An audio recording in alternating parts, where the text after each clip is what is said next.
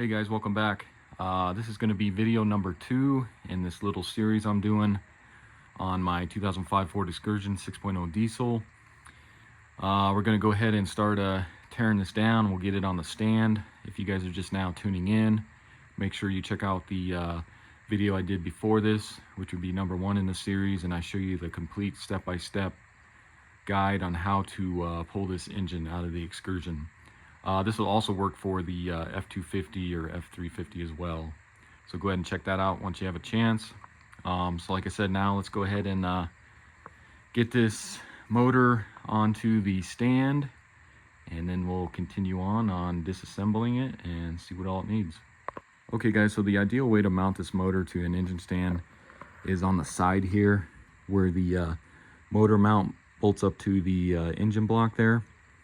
But unfortunately, I do not have one of those brackets. Last time I checked online, they were like 700 bucks.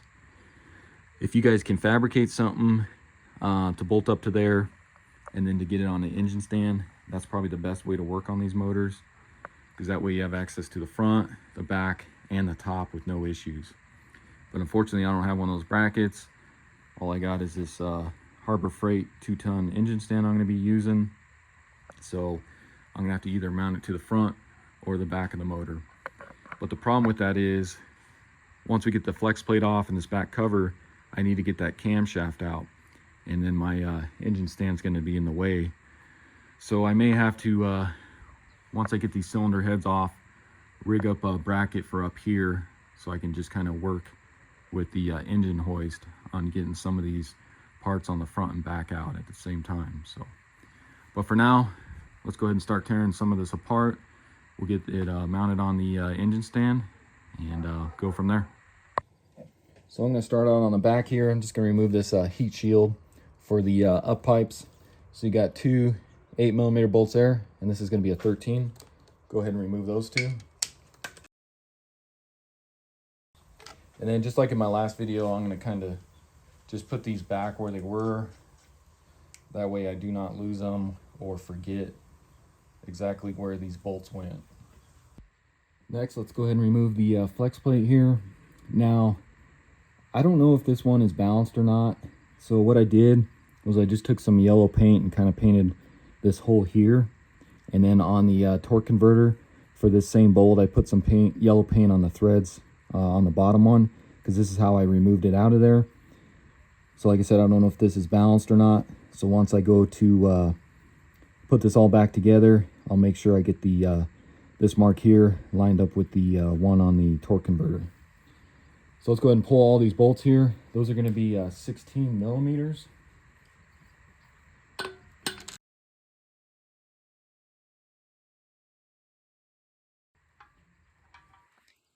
So next, let's go ahead and take off the high pressure oil pump cover here.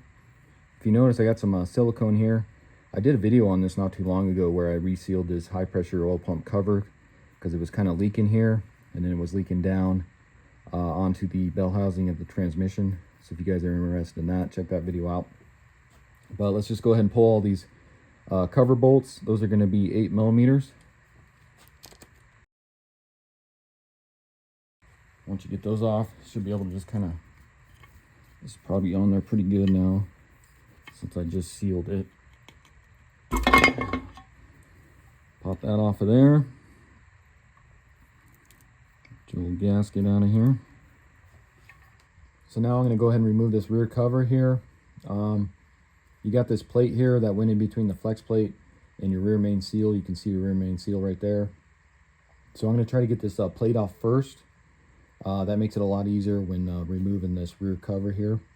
If not, you can heat up around this rear main seal just enough to pop this off. But let's see if we can get this plate off first.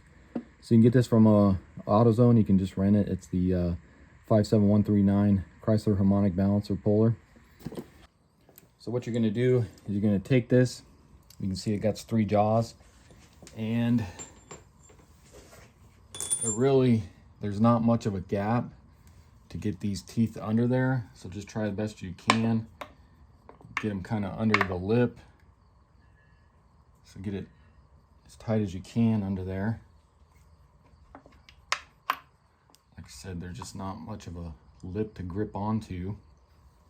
So get it kind of like that. And then in that kit, you get this long, or actually it's the shortest push rod. Go ahead and stick that in there. Kind of screw this in. Just get it kind of started here.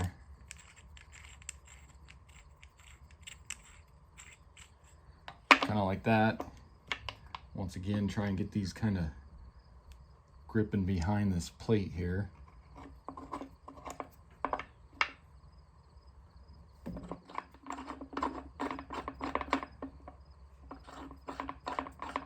Start screwing this in until you get it somewhat tight. Make sure your jaws are on there still.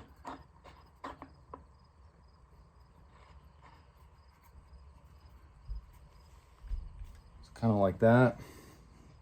And let's see if this is going to come off of here. So you can take you a 3/8 ratchet here, stick this inside here. We'll just slowly start tightening this.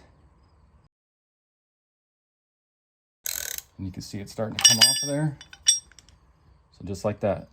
And then this is keyed, so this will only go on one way with that key there. So with that plate out of the way, now we can start pulling these 10mm cover bolts here. Got 2 down there as well. Make sure you got a drip pan down below, because once you pull this off, there's probably going to be a little oil that's going to want to drip down there. So go ahead and pull these off. Then once you get those off of there, you may need to use like a rubber mallet here. You can hit where the starter was, just to kind of bust that free.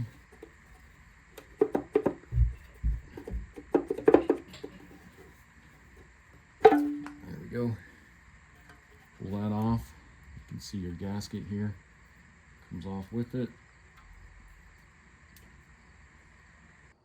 All right guys, so next I'm just going to go ahead and pull off the motor mounts from the block here, and then I'll go ahead and pull the exhaust manifolds just to get a little more weight off of this. So to get those off, those are just 13mm. Go ahead and pull those. And next, this is the driver's side, so I'm going to remove this exhaust back pressure tube coming out of the manifold here. So just take a 16mm, knock that loose, and you can go ahead and pull this whole thing off of there. And I'll have to look, I'm not sure if my new BD manifolds come with this or if I need to reuse this one. So I'm just going to go ahead and pull that just in case we need to reuse it. You can get a 9/16 on there. I'm just going to try my impact, see if that'll get it off. Just like that. So now I'm going to go ahead and remove this driver's side exhaust manifold. You're going to have a total of 8, and those are going to be 10mm.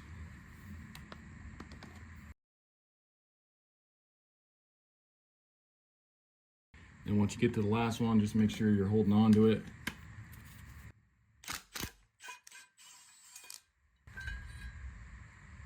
So next I'm going to go ahead and do the same exact thing to the passenger side. Of course, that side won't have the exhaust back pressure sensor, so I'll remove that manifold and then that motor mount as well. All right guys, so actually I just want to show you something. So this side is just a hair different on the motor mount. You can see this is kind of in the way of getting that one right there. I can't get my socket all the way on there. I tried and I actually started rounding it a little bit, so I'm going to just pull these 4 off first. That way we can get the mount out of here, and then I can get that bracket off.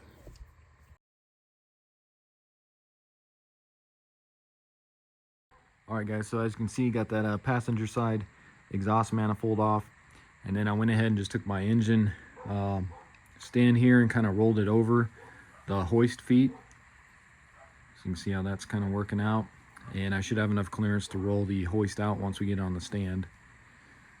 So I think what I'm going to do is I'm going to reuse the original bell housing bolts to put this on the stand. I was trying to figure out the best way to set this up. So you can't get down to this far one on each side. I was hoping I could get on that one, but I can't. So this bottom one, I think I'm going to go right there. And then this one, top one here, I'm going to go probably in this hole right there. I think that's going to work perfect. And then of course, same thing on the other side. And then I did just grab some stainless steel washers I'm going to put in between the block and then also the plate for the engine stand, because I don't want to damage this aluminum at all once I go to tighten it.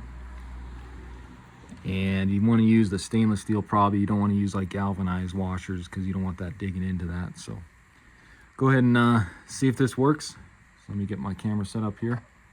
So like I said, I'm gonna put a washer on this side and then a washer on that side as well. Just kind of get these two started here. And you may need to just push this block down a little bit. You want to make sure you don't cross thread these into those holes there.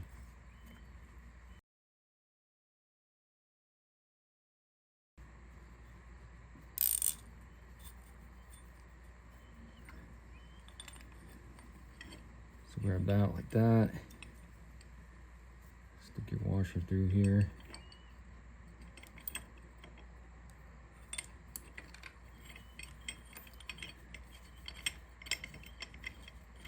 Get that one started.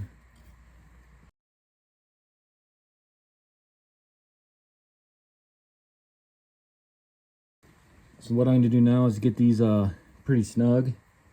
Like I said, push down on this block if you have to. You don't want those cross threads, so I'm just going to use a wrench and hand tighten them instead of an impact, just to be safe.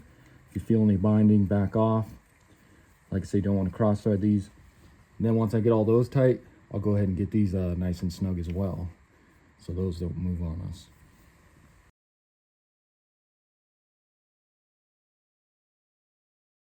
And then you can just grab a 15/16 wrench and then a crescent, and let's go ahead and tighten these up.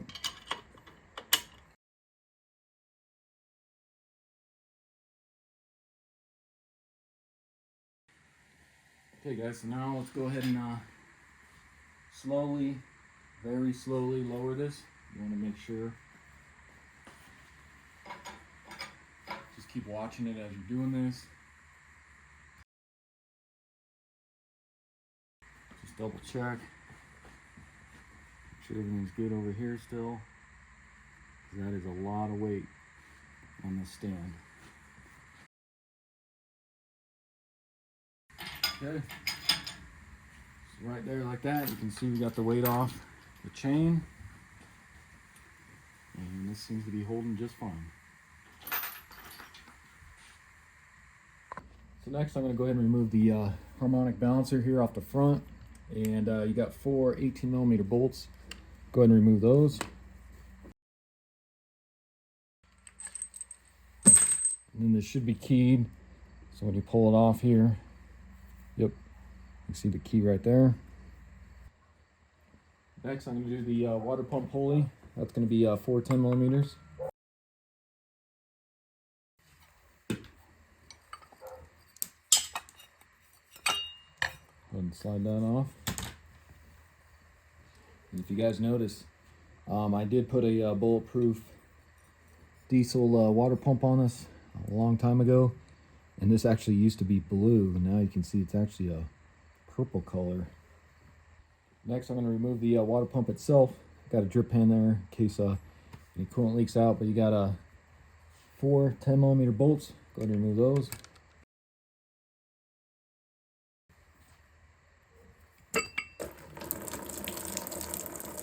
You can see that side's still blue though.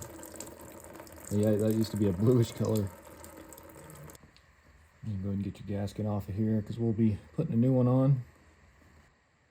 Next, grab a 15mm. Let's go ahead and remove this idler pulley right here.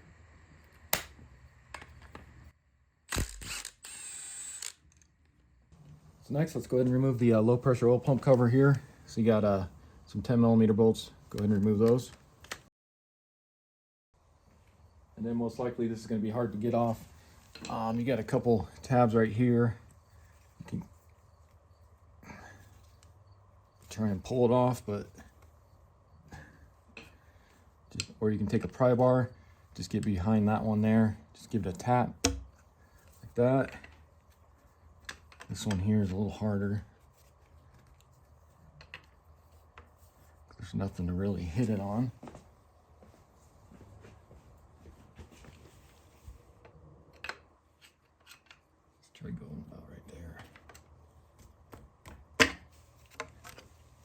we go. Let's pull that guy off there.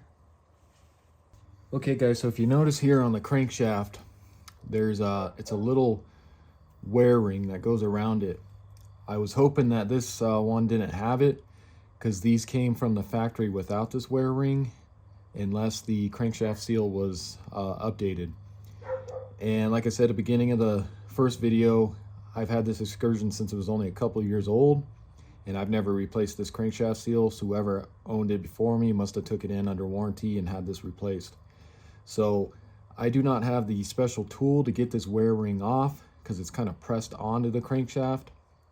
I know a lot of guys, you can take a die grinder or, you know, like a Dremel tool and try and cut through this, but that's pretty risky. I'm not going to risk doing that and then cutting into my crankshaft here, because I don't want to buy a whole new crank or go have it polished. So what I did was I ordered, there's a whole kit on Amazon that comes with the seal installer, this wear ring remover, and then also for the rear main seal special tool to install that. It's not going to be here for a couple days, so until I get this wear ring off, I really can't remove the rest of the low pressure oil pump or this front cover. But there's some other stuff we can go ahead and do, so I'll kind of put this front cover on hold and we'll get to some of the other stuff until I get that tool. So I think what I'm going to do is go ahead and start removing this passenger side head here, get some of this stuff off. First I'm going to remove this banjo bolt for the fuel system. That's going to be a 17mm. Go ahead and remove that.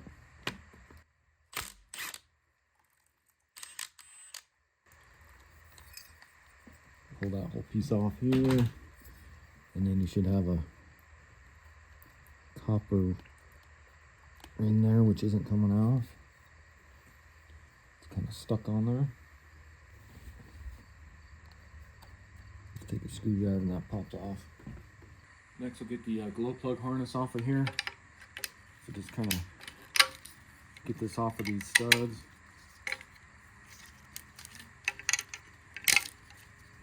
You can see that piece just actually broke because it was so brittle.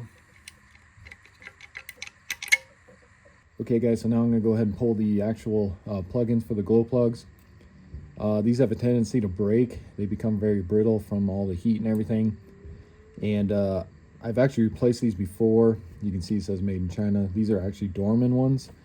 And I actually put these on probably 7 or 10 years ago. And surprisingly, they are still working for Dorman. So you can use a special tool. I just kind of made one here from a long time ago. And this just kind of goes up under here.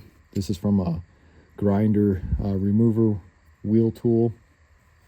But what you want to do is kind of get up under here, and then you can pull on it, work its way out. So you can see it got that O-ring in there and it kind of gets stuck. So go ahead and remove the rest of these.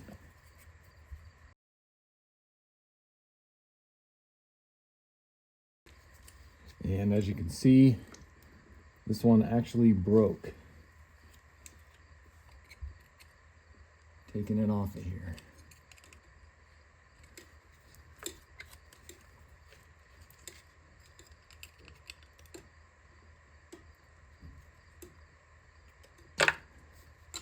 Just like that. So unfortunately, I'm gonna have to replace that, but I do believe that these are a lifetime warranty on these Dormans. So I'm gonna have to go to O'Reilly's and see if I can get my money back on these. Like I said, they're probably 10 years old or so. And then I'll go ahead and do the same to this side here. I did just call O'Reilly's and they said they would warranty them out. So that's good.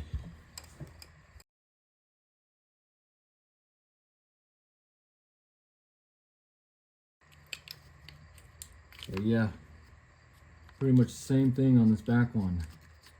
Same exact thing as the other side did. Now let's see if we can get it out of here without it totally breaking off.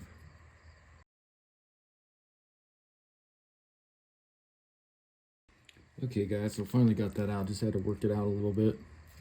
But yeah, like I said, same exact thing on this side. So go ahead and I'm gonna run over there to O'Reilly's now and get these swapped out while it's fresh on their mind. All right guys, so just got back from O'Reilly's. You can see they swapped them out for me. So now let's go ahead and remove all 8 glow plugs. What you want to use is just a 10mm deep socket. Go ahead and get on the glow plug. Pull them out. You may need a magnet. So there's that. Go ahead and pull the rest of them out.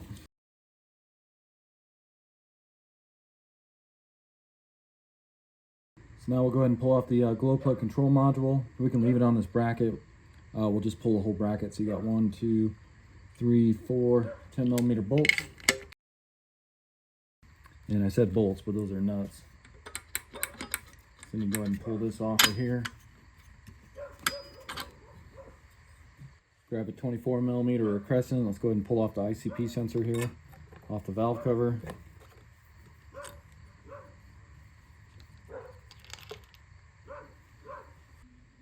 So now let's go ahead and remove the passenger side valve cover. So you got a bunch of 13mm bolts.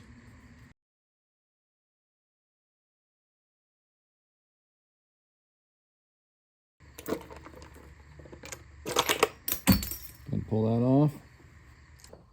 All right guys, so now let's go ahead and remove our dummy plug and then our standpipe on the oil rail here. Those are going to be a 12mm Allen head. So go ahead and break those free. And now I did update these. It's been a long time ago to the updated version, but I am going to put new ones in just to be safe in case those O-rings are shot. And let me get a rag here because it's going to make a mess. It already is down there. So just go ahead and pull that out. So you can see there's the dummy plug and your standpipe. And you can see the other half is down in there. That's all right. We'll get it out once we pull the oil rail out. Now you can go ahead and remove the oil rail. And you want to use a Torx T30. You got 1, 2, 3, 4, 5, 6, 7, 8, 9. So a total of 9. Go ahead and remove all those. So now go ahead and remove the oil rail, and I'm just going to set it inside this Harbor Freight 5-gallon bucket.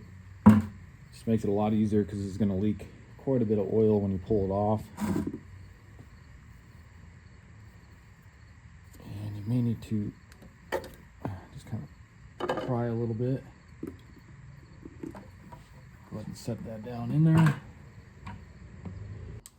Then if you guys notice, that other half of the standpipe's still sitting in there. So I'm just going to take a pair of needle nose and see if we can kind of wiggle this out of here.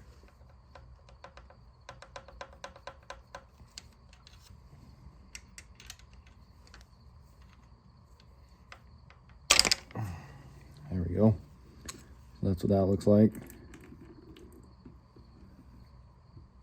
So next, let's do the injector harnesses here. We just need to knock them out so we can get them out of here. So if you take a 19mm socket, just go up around it like that. Give it a few taps. These will come out of there.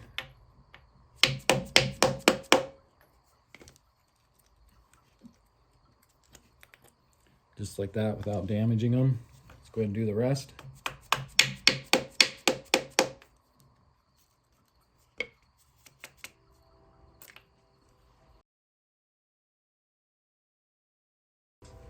And if you take a look, you can see, actually you guys can see on this, but you got these little clips that kind of pop in there and then they expand and snap into place. So now you go ahead and undo your fuel injectors. So you're going to have a Torx T40 screw holding each one of these in. So go ahead and remove those.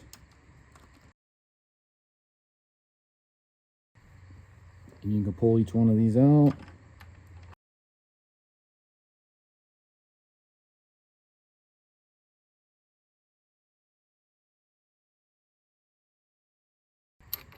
And then these are just the original stock ones. I replaced these probably about 5 years ago. And I believe these guys are just, I think the stock ones are 130cc with, of course, 0% nozzles. But I'll be upgrading these to 175cc with 30% nozzles on them. Okay guys, so before I go ahead and start tearing the rest of this apart, I'm going to go ahead and do the other side, because I want to get those injectors out and send those off so I can go ahead and get my core back on the new injectors. So kind of the same thing on this side, guys. I did put this bracket back on from when I pulled it, just so I didn't lose it. But you got some 10mm bolts, so go ahead and remove this bracket for your FICUM. Then you got this one for your oil dipstick, 10mm. Get that out of the way. Then again, grab your 13mm. And then again, also, you may just want to kind of either take a picture of this or write it down, just showing where there's studs and then where there's bolts, just so you get it back together the way it was, 13mm.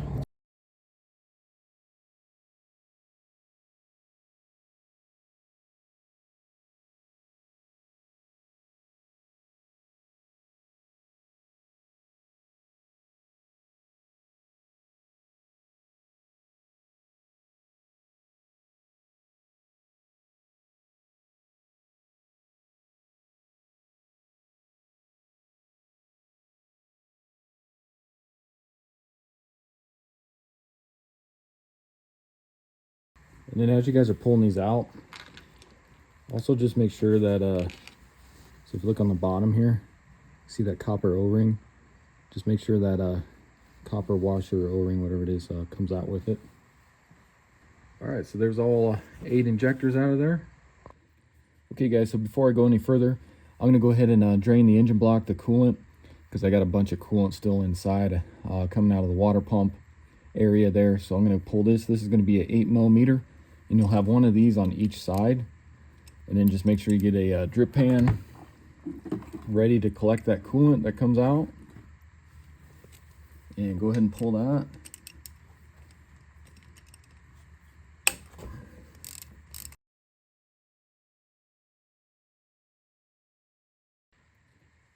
And same thing on this side back here.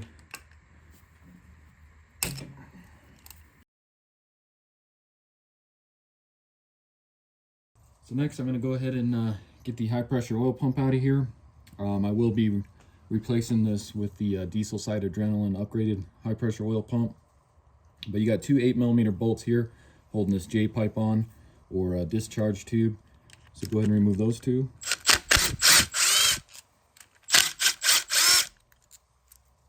And then what you can do is just kind of tilt this up out of the way like that. And then if you notice, there should be an O-ring right here, but you can see it's stuck on the bottom of this. You want to take that off, throw that in the trash, because we're going to replace that. Next, grab a 10mm, and you're going to have 3 bolts holding the high pressure oil pump in. So go ahead and remove those 3. And then you can go ahead and just lift this out of here.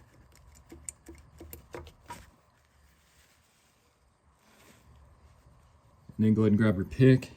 You can see there's this yellow O-ring right here. Go ahead and pull that out. You don't want to reuse that. Put a new one in as well. And so this is the early build. So that high pressure oil pump is from 03 to pretty much 04.5. If you guys got a later model, it's pretty similar, but you got to remove the cover, take off your IPR valve from the cover there, and then you'll kind of have the same 3 bolts that you need to remove the pump from, and then you'll have to disconnect the STC fitting in that. Next, you can go ahead and remove your lifting bracket off the head here. That's going to be a 6mm Allen head. Go ahead and remove those.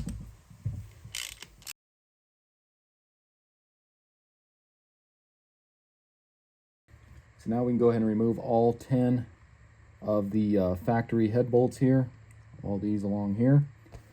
It's going to be 18 millimeter on those.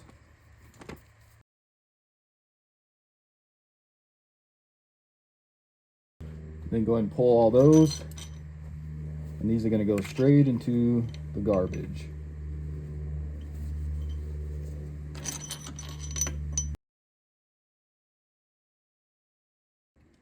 Next, grab a 10 millimeter. Let's go ahead and remove all of our rocker arms here. You got a total of 16 of them. And I'm just going to go ahead and break these free with my socket wrench, and then I'll zap them off.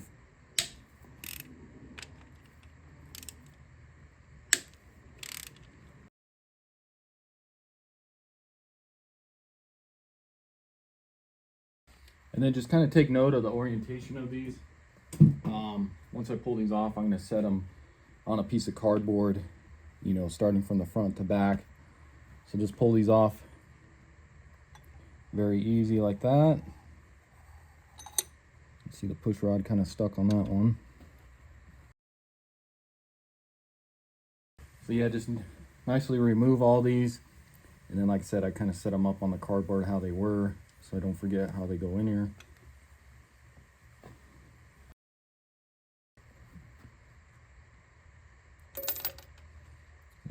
One of the valve bridges on that, but that's okay. So next you can go ahead and do your valve bridges. And like I said, this one fell down in there. I like to keep these kind of the same orientation as well. So this was kind of like that. So just pull these off, and I'm going to set them just below how I set the rock arms and all that. So just go ahead and pull off these valve bridges. Next we can go ahead and pull out all of our push rods, just like the head bolts. Those will go straight into the garbage. So these factory ones, push rods, were actually a little bit too long, and then they put stress on the lifters. So I got a set of Powerstroke products, brand new push rods that are the correct length. So we'll put those in once we get everything back together. Just go ahead and pull all these out. You can see they do make a mess. Next, I'm going to remove all 8 of these 10 millimeter bolts that are holding the rocker box to the cylinder head. So remove those. And it looks like that one kind of stripped out there. Let me get a different socket for that one. Okay guys, so that one started rounding on me, probably because there's so much just debris. You can see all the grease and oil on this bolt. Plus I was using a 12 point, so probably shouldn't have done that. Let's see if I can get this off broken free by hand here. There we go. So that just shows you, be careful when you guys are doing this, so you don't round any of these off. You see now my socket's stuck in there. So now let's see if we can break this free. Just pull that off from the gasket.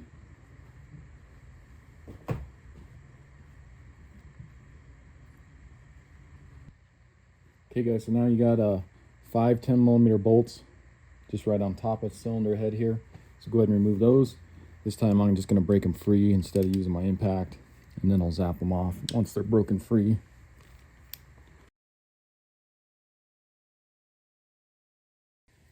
All right, so now we should be able to pull this passenger side cylinder head off. Even though we drained the coolant out of the block, there still may be some that comes out of here, so I got a couple drip pans down there below to catch some of this, hopefully. And yeah, let's go ahead and pull this off.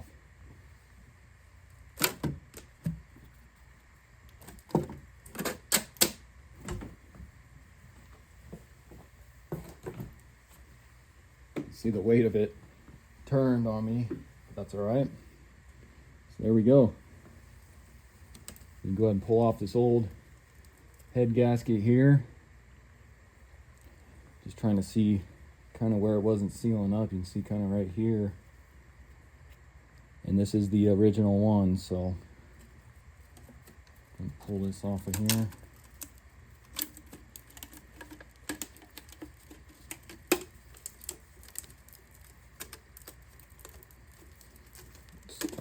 pretty good. Then you go ahead and just take a pair of pliers and pull out your dowels there, because your new head gaskets will come with that. Get those out of there. And so with the passenger side cylinder head off here, I got to looking. So far, I'm very happy with what I see. Now, my original plan is not to replace any of the pistons or the rings unless I find an issue. Of course, we haven't got the driver's side head off yet, so I'm not sure what that side looks like. But so far, this passenger side looks awesome. Now, this does have 220,000 miles on it, but I don't really see an issue reusing your original pistons and rings, as long as you don't have any issues. I've talked to other shops that do it all the time, even with trucks that have 300 and 400,000 miles. They reuse the original pistons and rings, as long as there's no issues and they don't have any. So I'm sure I'll get somebody in the comments saying that I should replace the pistons and the rings, but this is the way I'm going to do it. And I know the history of this vehicle. I've had it since it was only a couple years old, and I've always kept up on the maintenance, and there's no blow-by or anything. The truck ran awesome, except for the excessive coolant pressure. So I just want to show you guys here though. And if you take a look, see that cylinder wall there? You can see all that crosshatch. So that is from original Ford factory, and that is what you want to see. So that cylinder wall looks awesome. Same with this one here. And then if you take a look at the pistons, you can see there's no pitting or anything on them. They all look great. So really, like I said, I don't see any issue in reusing these pistons and rings. So next, let's go ahead and get this driver's side off, and we'll see if that side is as good a shape as this side. So for the driver's side, let's go ahead and remove this oil dipstick, and then we can remove the tube. So your oil dipstick tube can be kind of tricky to get out, especially if it's never been removed. All there is inside there is just a little O-ring that needs to pop out. So if you can hold the tube here and just kind of wiggle it back and forth as you're pulling up on it.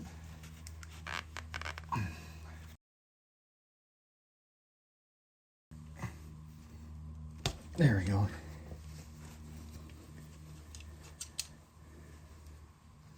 So you can see, that's all it is here, is just a little O-ring. You see how much grease and oil is on there. But that's all that's holding that on there. And then you come up to the front here. Let's go ahead and undo this bracket for our fuel lines. Just a 10 millimeter.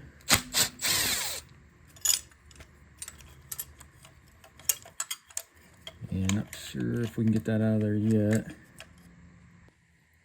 And just see if you can work this out of here. Of course, I still have the thermostat in there.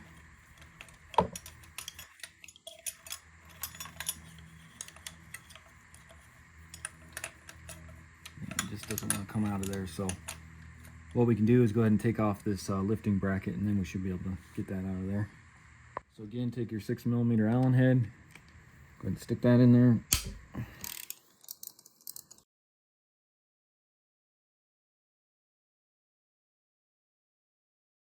Now you should be able to get this out of here. No problems. Then go ahead and grab your 17 millimeter. Take out your banjo bolt there.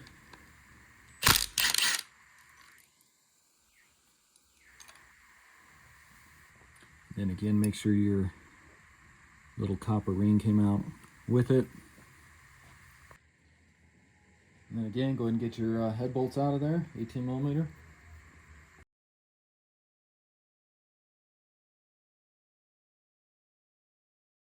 Next, your rocker arm assemblies, 10 millimeters.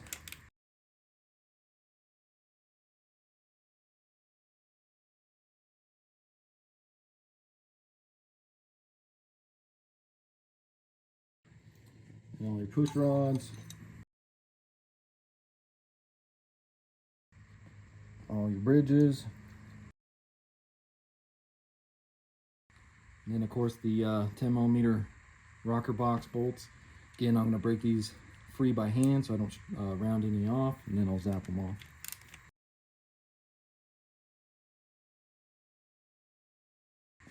ahead and pull that off. Then your 5 upper cylinder head bolts here, 10 millimeters.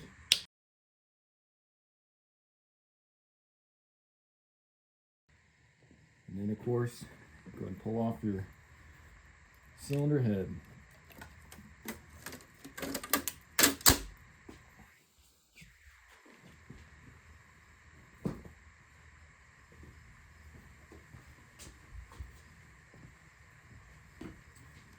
And your gasket.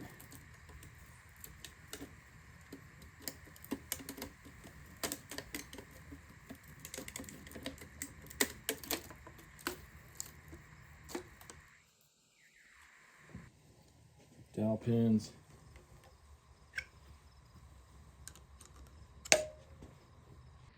Okay guys, so same thing here on the driver's side. You can see pistons all look great. No issues there. And then look in the cylinder walls there, same thing. Looks really good. You can see all the crosshatch. So yeah, I think I'm going to be fine reusing these pistons and rings. So next, grab a Torx T30, and we're going to take off this branch tube bolt there for our lifter tray.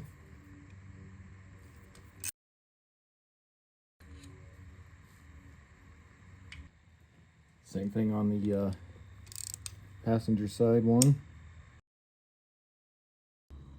And then on the back side here, you got this 8 millimeter bolt holding the branch tube on. Go ahead and remove that.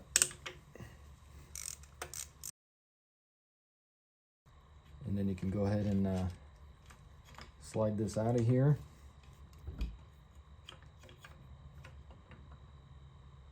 Just like that.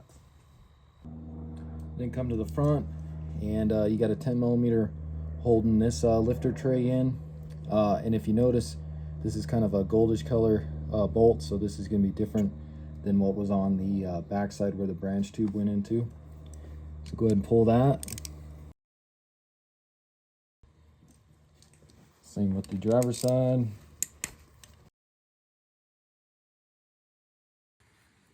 Then you can go ahead and pull your lifter tray out of here. Same with your rear one. Same with the passenger side. Okay, so now we can go ahead and start removing all of our lifters, and I will be replacing these with some PowerStroke product ones. I do have those soaking right now in this oil. These have probably been sitting in here for about a week now. You can just take a clean, this is just an old coffee container, and it smells great, coffee and oil mix, but you can see the lifters down in there. Just pull one out here so you guys can see. But yeah, that's what that looks like. You can see PowerStroke product lifter on there. So like I said, go ahead and let these sit or soak for at least a couple days, I think is what they recommend, or 24 hours, something like that. But to get these old ones out, all we got to do is just take a magnet, and you're just going to go ahead and grab these, slide them out of there. So there's our old lifters. I'll check these to see if any of them are bad. Like I said, the factory push rods are too long, so it puts a lot of stress on these factory lifters, and I guess they've been having a lot of issues with these factory lifters failing due to those longer push rods. So these are going to go straight into the garbage as well. Just go ahead and pull all these out.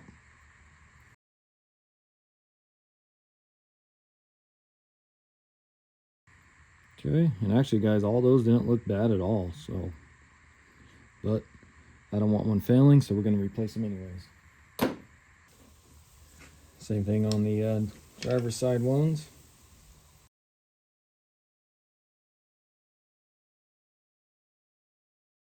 Okay guys, so all those looked really good as well, which means my cam is probably in good shape as well, but of course I'm going to be upgrading that cam as well to a PowerStroke product stage 2, so it doesn't really matter.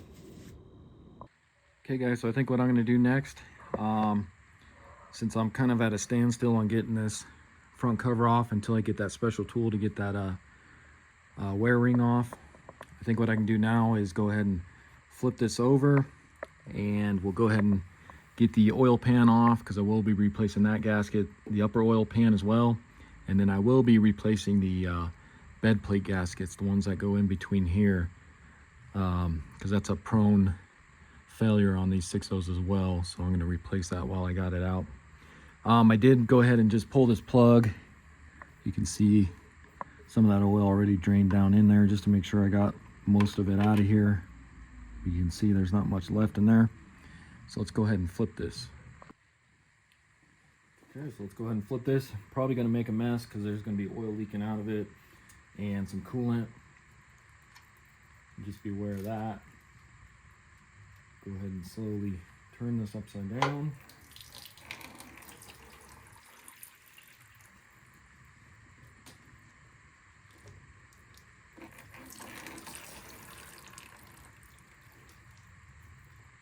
Get this back in place, just like that. So now I'm going to go ahead and remove all the oil pan bolts. Those are going to be 8 millimeters. Just go ahead and go around, get all those loosened up.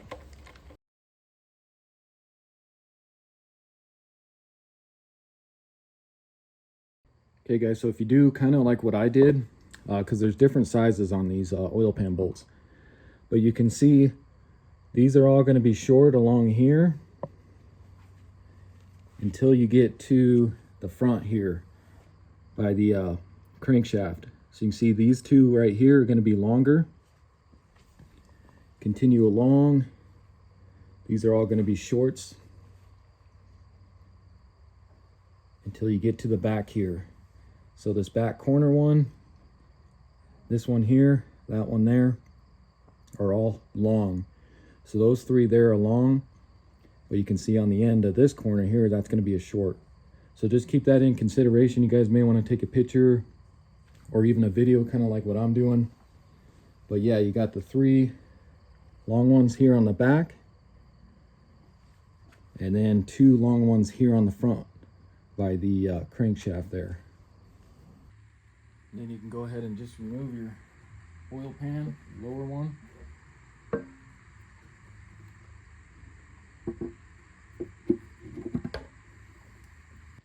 Next, go ahead and remove your oil pickup tube here. So you got 2 8 millimeter bolts there.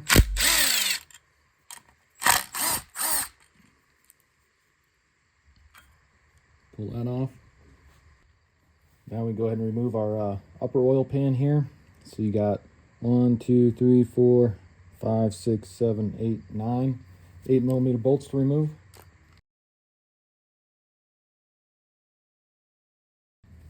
Then this should just lift off of here.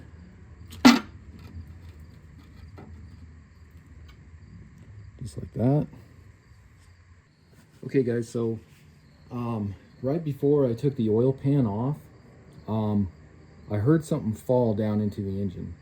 So I'm wondering if there was something in the bottom of the oil pan that was sticking to the oil, and then finally it just let go of the oil and dripped down somewhere in here.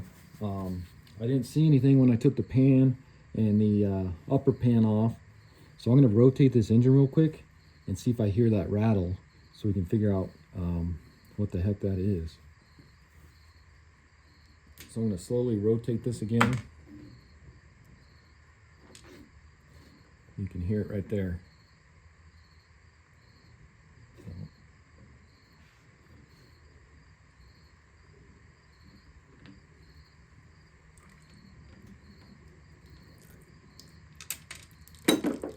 There it is. So let me get this back and I'll see what that was that fell down in there.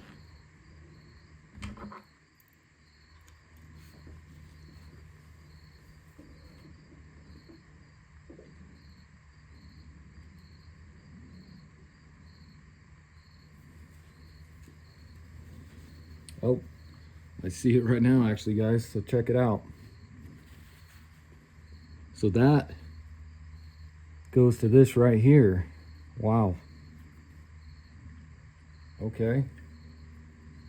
So that's what was, so this was sitting in the bottom of the oil pan. I don't know, who knows how long, but look how loose this is here.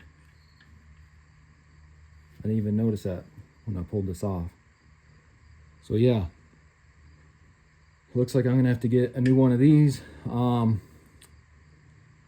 So Ford says you can reuse these bolts here, but now I'm wondering if I should or not, if I should just get a whole set of gator studs for the lower end here. So it's a good thing that I actually came in here and took this oil pan off. So that's crazy. Okay guys, so I went ahead and ran by my local Ford dealership last night to try and locate one of these lower crankcase bed plate bolts, and unfortunately they do not have any in stock. They can order them. They want $24.95 a piece for one of these, and they'd have to get them out of Memphis, and they're saying it's about 3 to 4 days out before they get a hold of them. So since I'm kind of on hold on the bed plate, let's go ahead and flip this.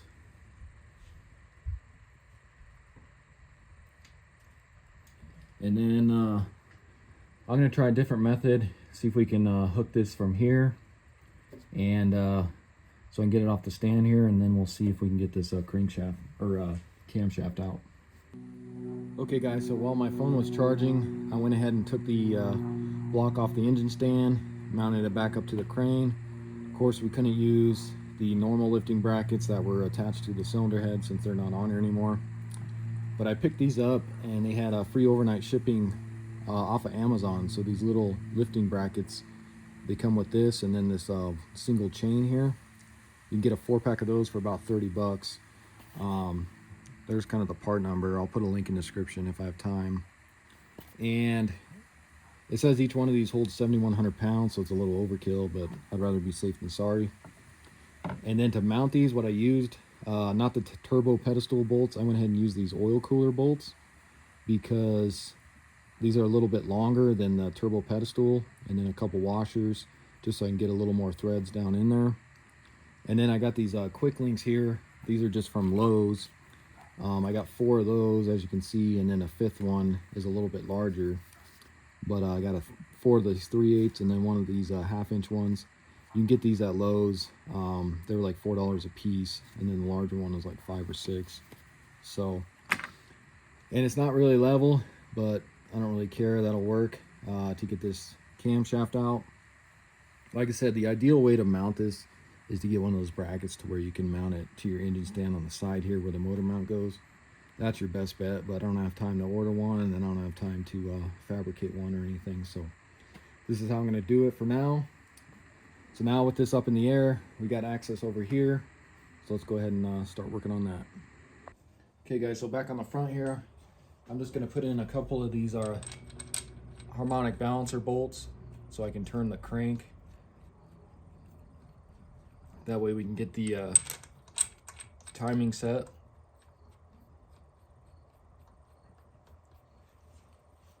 And then what I'll use is just like a pry bar in between here so I can turn that crank. Alright guys, and then I just took a ratchet strap, actually. Went from there and then just around the crane here. Just to get that level a little bit better. You can see now the block's pretty much level.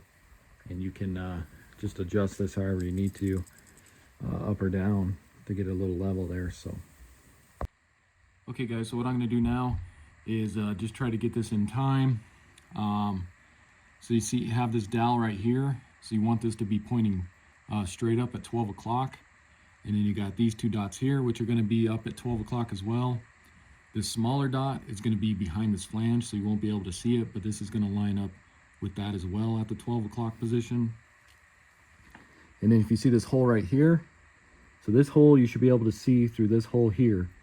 So once all these dots, this one, this one, this one, and then this dowel are at the 12 o'clock position, then it's going to be in time. So I'm going to go ahead and use my pry bar here. Going to rotate the crankshaft up front between those 2 bolts until I get everything in time. So I'll go forward and then come back here and just keep checking it. You want to rotate this clockwise if possible.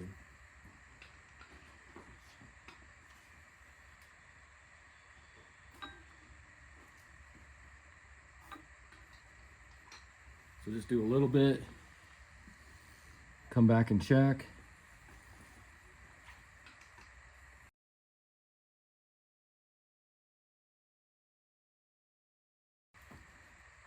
So you can see I'm starting to get close there. Just about there.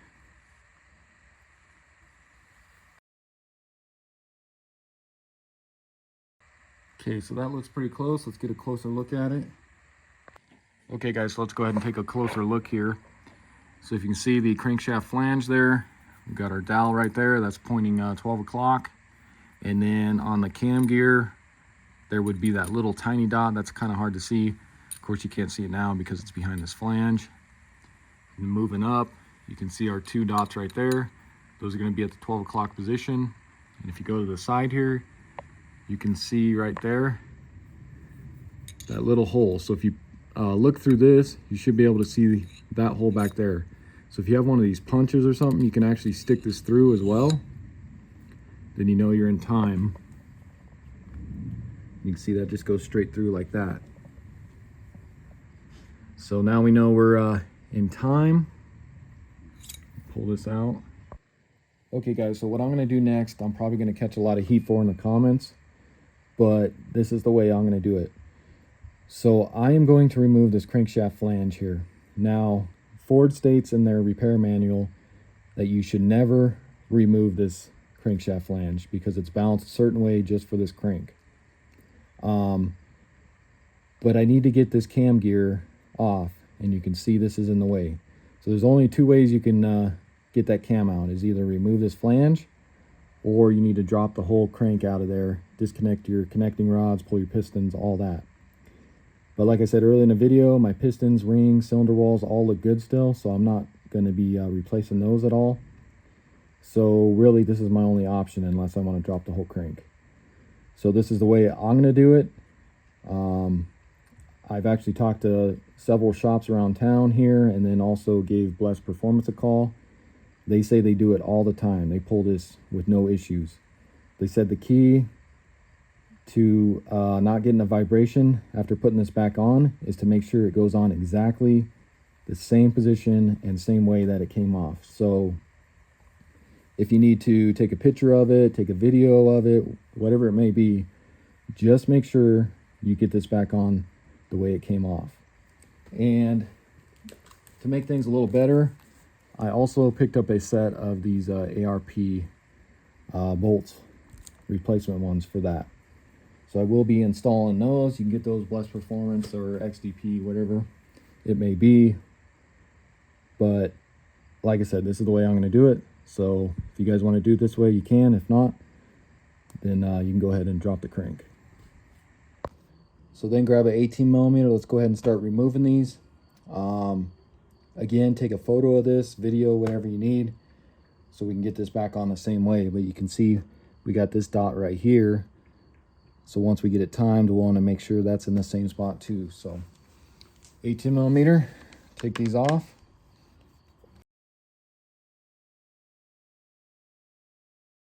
And as you saw, those are torqued on there pretty good. But you can see we started to get out of time here. So just go ahead and pull these off the rest of the way. Alright guys, so we're most likely going to have to use a puller to get this off of here. But I'm just going to go ahead and rotate the engine back to where it's in time.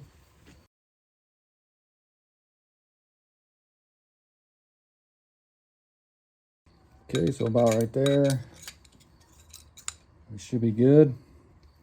You can see, of course, the block's a little off, just a little bit, but all that's at the 12 o'clock position again. Now let's remove that. So I'm just going to use it's almost like a 3-jaw gear puller. See if this will get that off of there, because this should fit just fine into there. And then you don't want to drop this once it does come off. So get your puller kind of in place there behind it.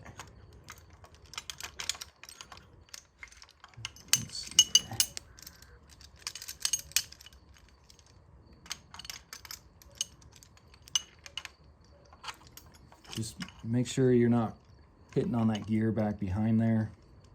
Make sure you're clear of that. Get it right in the center here.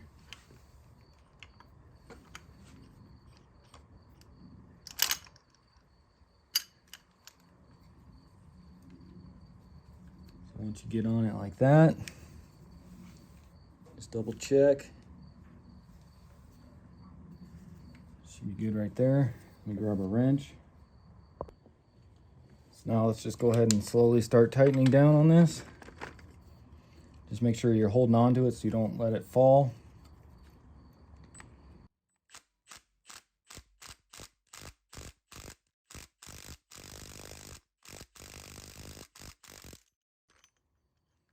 And there we go. Just like that. And if you notice, so you see you got this dot right here, and then you got 180 from that, that little key. And then you can see our timing marks. So you got that little dot there with this dot here. It's directly above each other. So when we go to get this back on, it's really, it's gonna go on the same exact way. Just make sure you get it on exactly how it was. And you can see right there, as long as you match up this hole with this hole, you'll be all right. And then this right up there. So next I'm gonna remove the camshaft retainer bolts here. So you got two 13 millimeters. We'll have to rotate the engine to get that one off. So go ahead and pull this one. Go ahead and rotate the engine.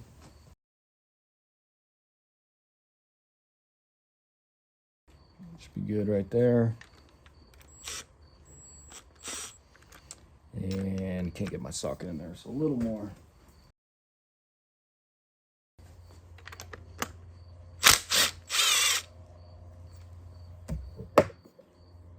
So now I'm just going to back it up just a little bit again to get this back up into time, and then we can go ahead and remove this.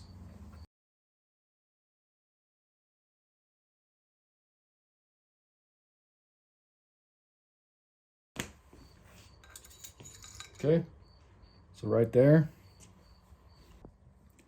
All right guys, so before I go ahead and pull out the camshaft, I'm going to go ahead and pull out the camshaft position sensor. That's going to be 8 millimeter. Now I did replace this probably about a couple months ago. I had a no start condition and it was throwing a code and that had gone bad. So that is a newer one, but just go ahead and pull that out.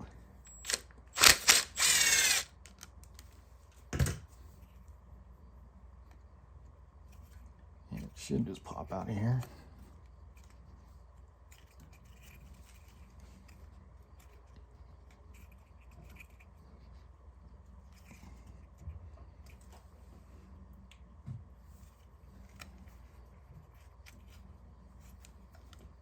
There we go. Now let's see if we can get this cam out of here. And as you guys are doing this, just try to keep it level as possible. That way you don't damage the cam bearings. I'm hoping mine are still in good shape because I don't plan on replacing these, just throwing in the new cam. I also talked with Bless Performance and they said 90% of the time they never replace cam bearings when sticking in a new cam. So let's go ahead and just slide this out.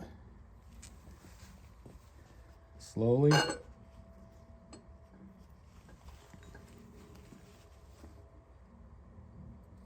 You may have to rotate it a little bit.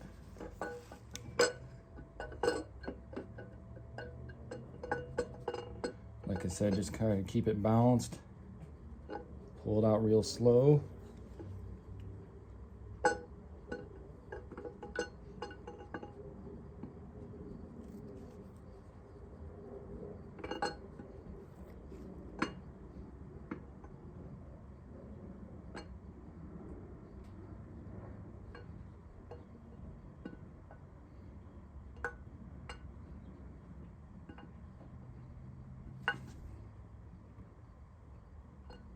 Just like that. Okay guys, so with the cam out, I was just taking a look at it and it looks awesome. I do not see any major wear points or anything, and for 220,000 miles, that looks pretty dang good. So we should be good. Let me go ahead and take a look at the bearings now. So taking a look at the bearings is kind of hard, especially with not having that front cover off there, but you can kind of see, I don't see any thing to worry about on these. It's kind of hard to tell, but you can look down. I don't know if you guys can see on the camera, but you can look down through your lifter holes here and inspect your bearings. Yeah, it's gonna be hard for you guys to see with the camera here, but I can see through here. Let me go on the other side. So that back one's kind of hard to see, but when I shine my light through the front, I can see it. And all these other ones, like I said, it's hard for you guys to see that, but they all look still in pretty good shape, so not too worried about that. Okay guys, so next we need to press off this cam gear off the original camshaft, and I'm going to be using just my press here. It's just a cheap Harbor Freight one, and then I found that a 30mm socket fits just about perfect onto that camshaft. So you want it just to cover the camshaft here, so that way it can pop out. So you want to just go ahead and get this centered as much as possible. Go ahead and start jacking this down. Once you get close, go ahead and realign it if you need to.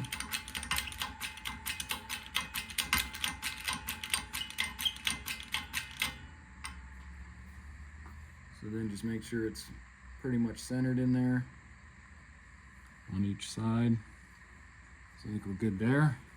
So now we can go ahead and start jacking this down even more, and then make sure you're going to grab, or somebody can grab a hold of this when it does break free from the gear.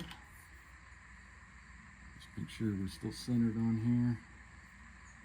And actually, let me just go come up just a hair.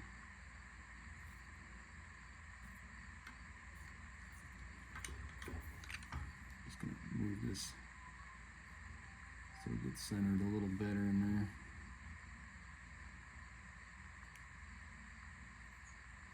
Coming out's not too bad. It's when you're putting a new one on, that's when you really want to make sure you're correct.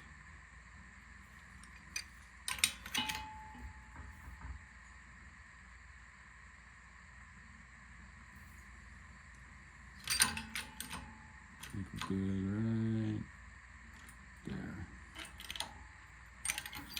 So again, start pumping this down. And this cam is heavy, so watch yourself when it does pop off of there.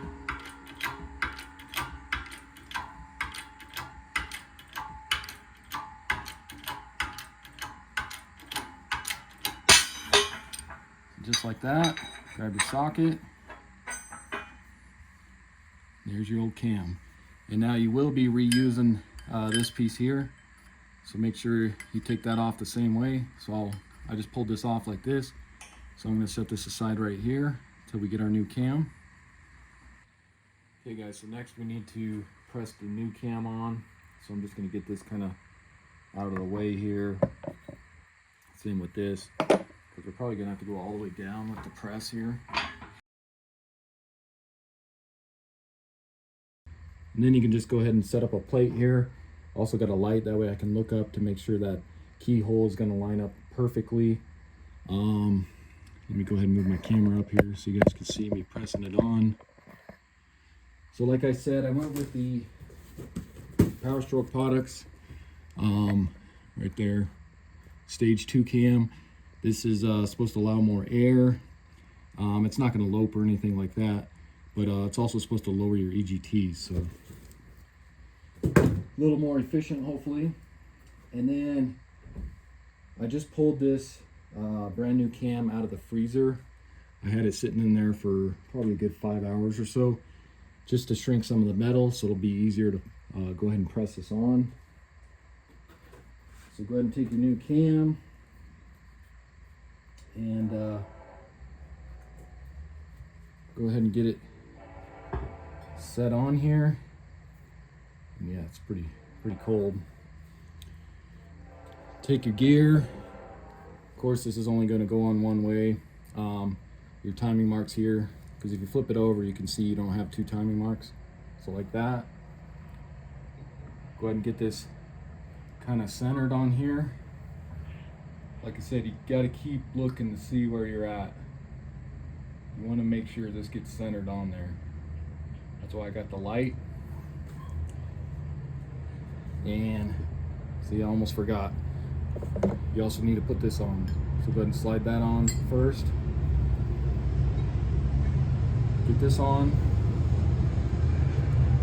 And you can move this to help see where you're at. Just make sure that doesn't fall over. Looks like I'm using a flashlight to see up in there. You want to make sure that's perfect, because you want this to go on evenly as well. And then you can use a large enough socket that fits around the gear, but it needs to allow the camshaft to actually come through. So I got this 2-inch socket you could use, or the front main seal install tool works just as good. So you can get that kind of set up on there like that.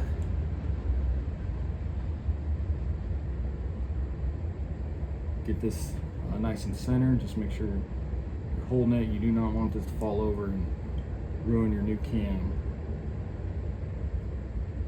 So I'm going to go about right there. Again, just double check. You don't want it to be lopsided either.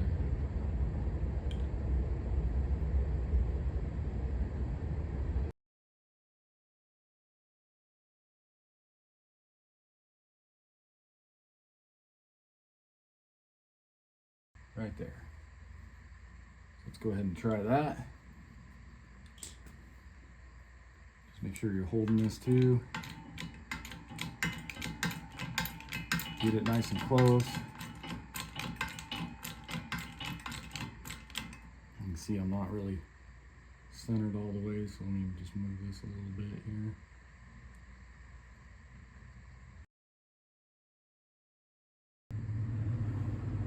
So yeah, let's try that.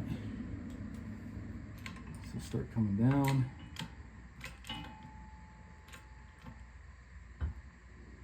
You can see it kind of popped on there, a little lopsided. Let me back this off.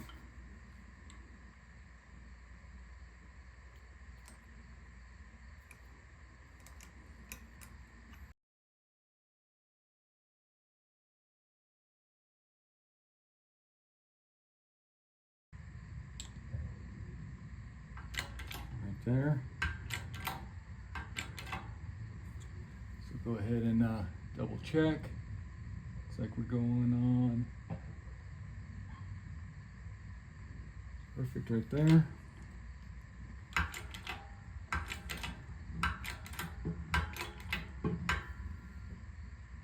Perfect.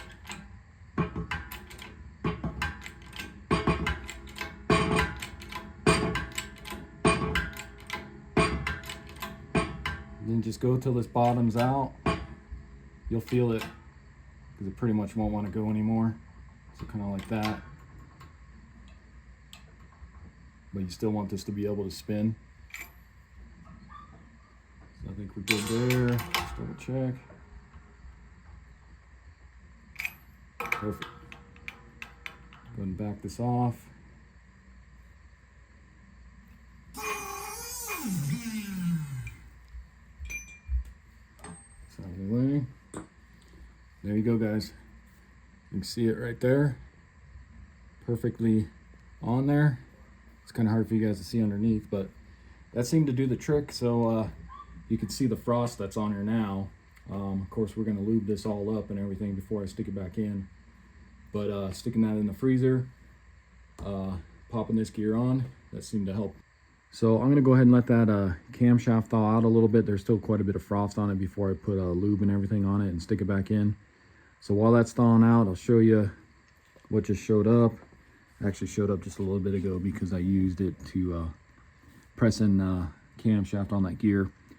So I got this off of Amazon, and this is it came in a 4-pack, and this is going to be that wear sleeve remover for the front crankshaft. And then it included the front crankshaft seal installer, the rear main wear sleeve puller, and then the rear main seal installer as well. I got this off Amazon. Of course, it's just a cheap one made in China, of course, but it was like 350 bucks, I believe. I'll put a link in the description for it, but it includes all 4 of those things, which is kind of nice. And then as you saw, I just used this one to press that gear onto the new cam. And so now let's go ahead and get that wear sleeve off while we're waiting on that to unthaw. So even though I got this on the crane still, we could still go ahead and take this cover off. It's probably a good thing we take this off anyway, so I can inspect that front camshaft bearing there. So I'm just going to pull out these crank bolts here that I was using to turn the crank with. Okay guys, so to get that wear sleeve off, what you're going to do is take your tool here and separate that. And you can see there's 2 different sizes in there. These little flanges. You can see that one's a larger. You're going to want the smaller one, so just separate this.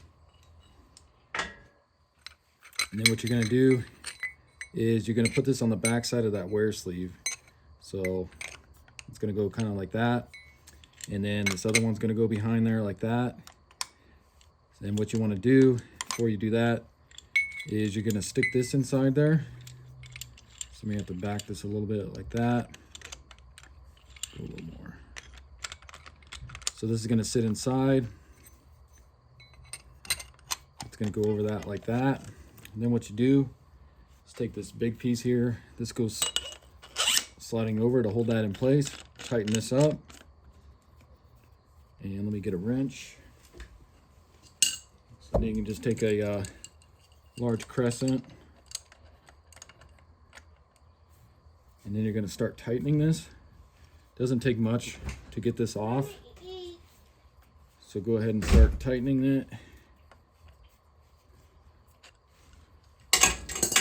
Really, you can, once it gets pretty broken free, you can do it by hand here.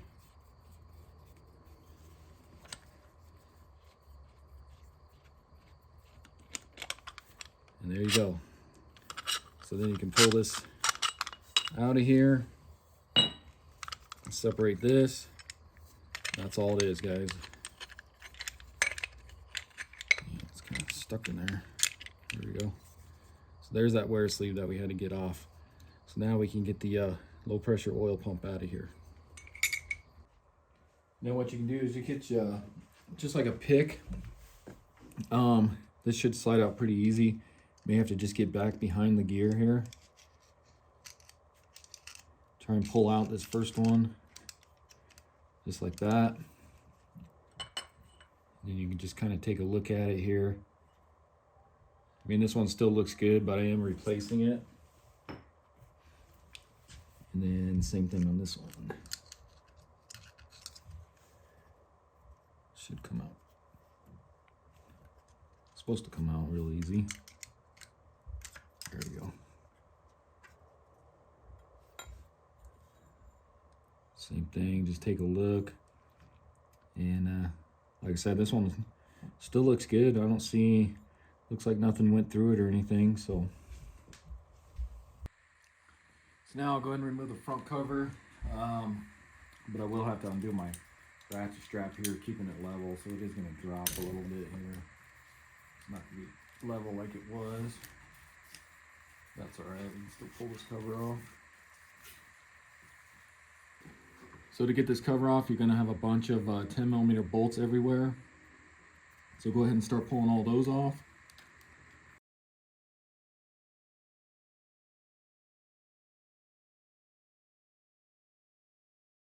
Yeah, it looks like impact's not strong enough for those two.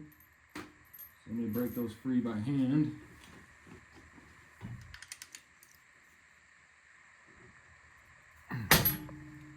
Man, that one is on there tight.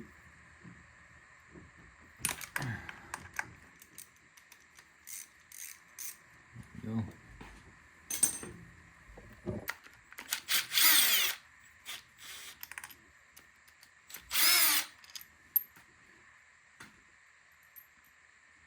And then just double check.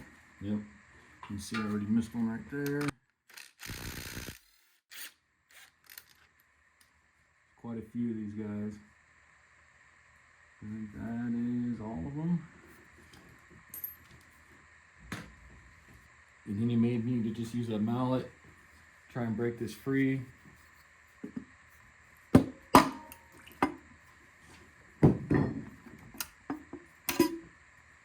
Pull that off of there. And you can take your front cover gasket off here.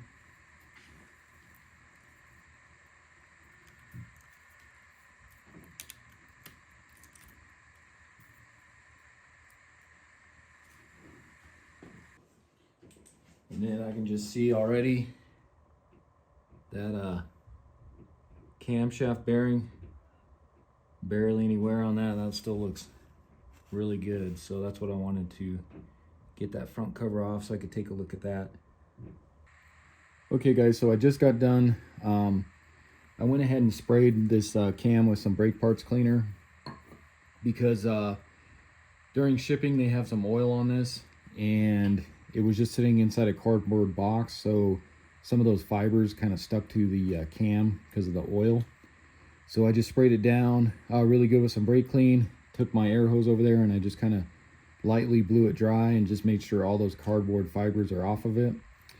And so now I'm going to go ahead and lube it up with some Lubriplate 105. This stuff is great for engine assembly. Even though our cam bearings in there have oil on them already, we still need to lubricate this up, and this stuff will work awesome for that, especially for when we go to start it for the first time. And this will just mix in the oil, and then it just drains out with the oil. So go ahead and actually apply quite a bit of this stuff, and then I'm going to use my hands to just go ahead and go to town on it, getting this stuff mixed in.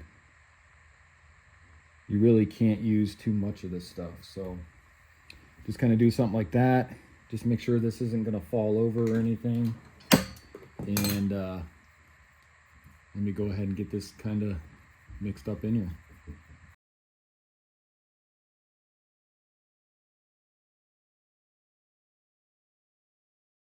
Okay guys, so I went ahead and got my strops back on to level it out, and then put in two of my harmonic balancer bolts, so if we need to turn it to get the timing set.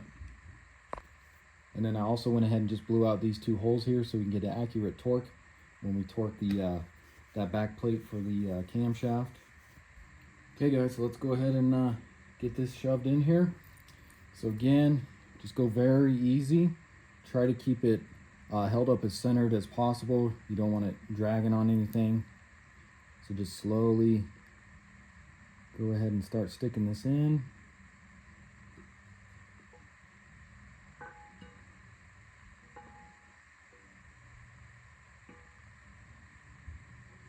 Again, you may have to just turn it a few times to get it to go in there.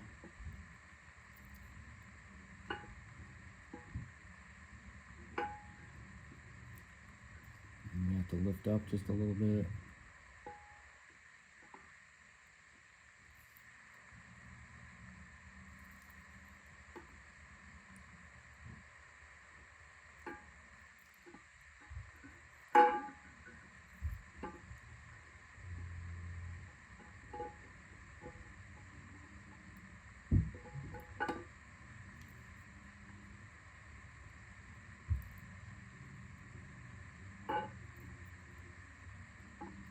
hard part's getting that back one, so you got to kind of use it to lift up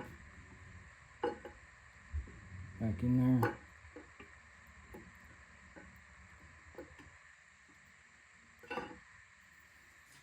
And once you get it kind of somewhat where you need to, you can go ahead and turn this,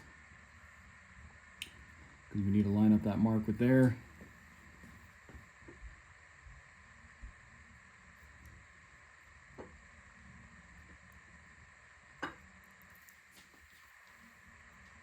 So you can see right there, I'm off. So I need to back it back out. See if we can turn it just a little bit here. And bam, right there. Okay. So you can see right there, that dot is right above this tooth right here. And then this dot here is right at that same tooth. And then if you take a look, it's hard for you guys to see probably, but this hole right here is lining up with that hole that goes through here. And then we got this one here. So we are straight down, directly in time. And let me grab my little pick here, or what you call it, and we'll see if we can stick that through there. So then I can take my little punch here, and you can see this goes straight through to that other hole. So right there, I know we are exactly in time. Just double check to make sure. And then what you can do is bring this around, line that up, get one of your bolts started here.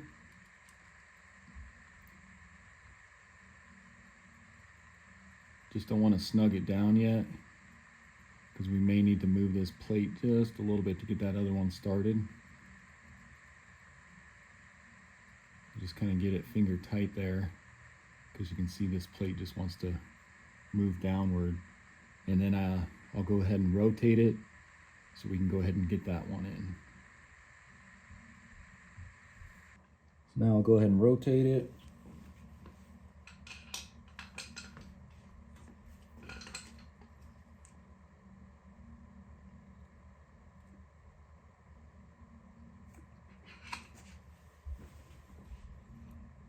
See if that's enough right there.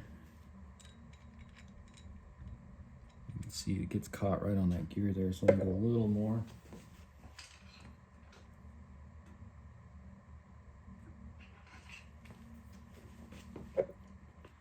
Probably right there. Go ahead and get that in there.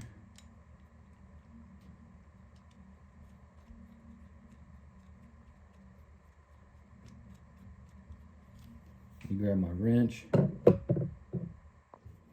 So go ahead and get that one snug.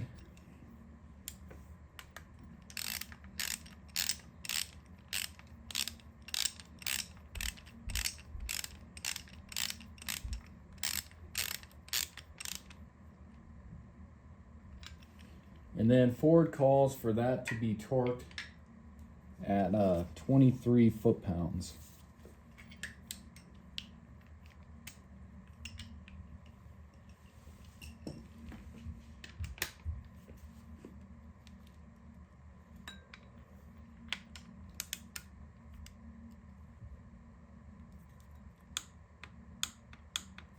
Which really isn't much. So now I'm just going to go back again and we'll get that one torqued.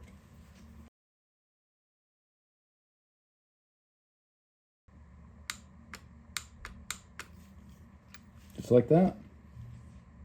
So before I go ahead and get the crankshaft flange back on there, I want to do a full revolution of the cam gear in that, just to make sure this timing is going to line up perfectly again. So you just want to double check on that. So let me go ahead and start rotating it to where we get one full revolution out of the cam gear and see how it looks.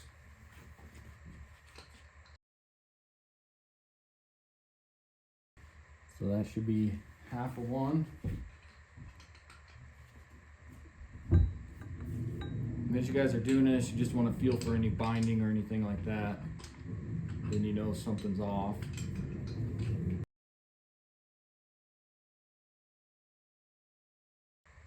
So yeah, right there.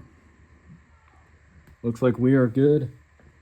And if you want, you can use that punch again. So we're going straight through there. But yeah, that looks good. You can see that dot. Let me zoom in for you guys so you can see that. So you can see that dot right through there. So you can see that's going through. And then of course, these are lining up. And that all looks good. Perfect. Okay guys, now it's time for the no-no bolts is what they call them. Or the crankshaft flange. So, like I said earlier, I went ahead and got these ARP 150-2506. Says this is for the 6.4, but it's actually for the 6.0s as well. It's going to be the same bolt. You can check them out. Like I said, XDP, Kill Devil Diesel sells them, and then of course Blessed Performance.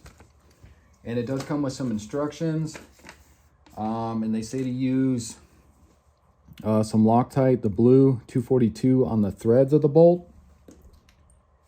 So I went ahead and put those on all the threads already.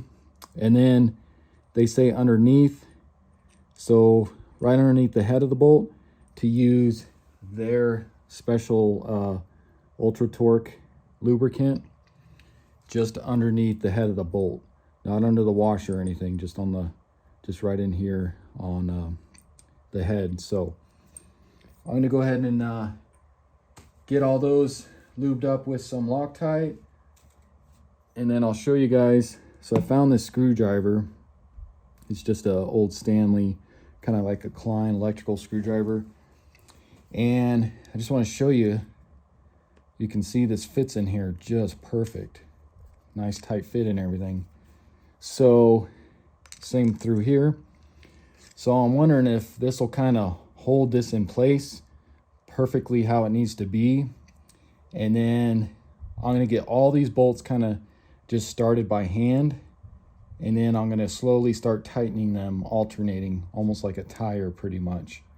And in the instruction it says we need to torque all of these to 100 foot-pounds.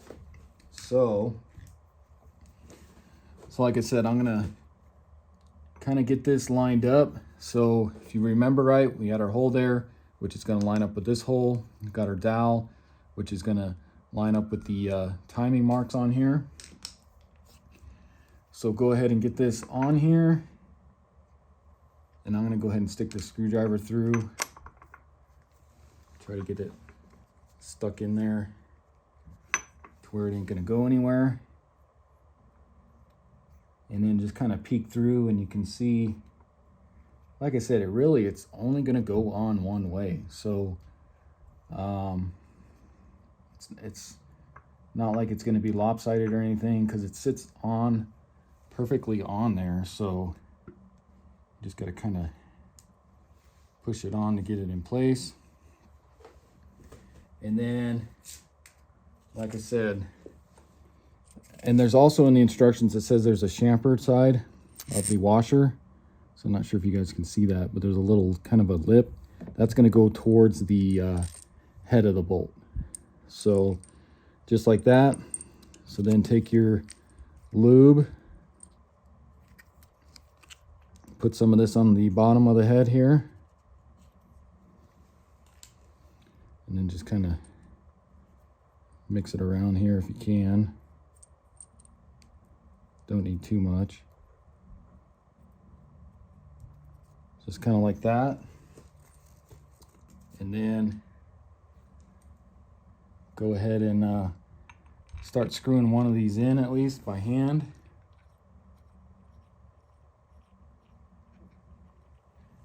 And then I'm going to kind of do the same to the other ones here. Just give me a minute to get the lube on the bottom of the head there.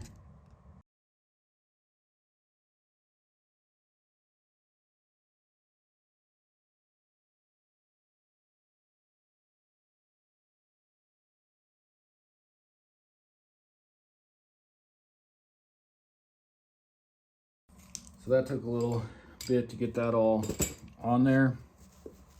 And looks like my screwdriver idea is not going to work too well because these bolts are just going to get in the way of it. But with that, I'm just going to go ahead and just slowly tighten these. Actually, let me just get them all kind of finger tight in here.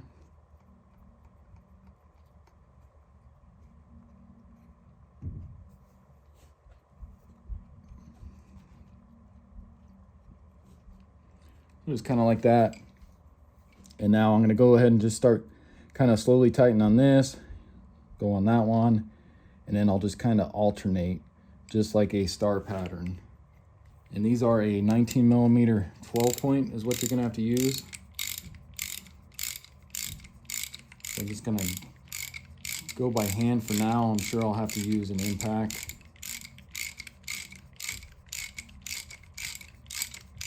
But once I feel this one kind of get snug, I'll move on. So that one's snug.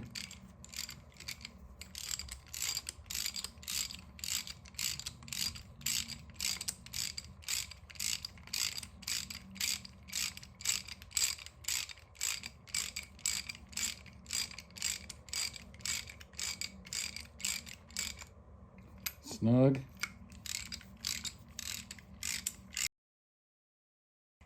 Snug.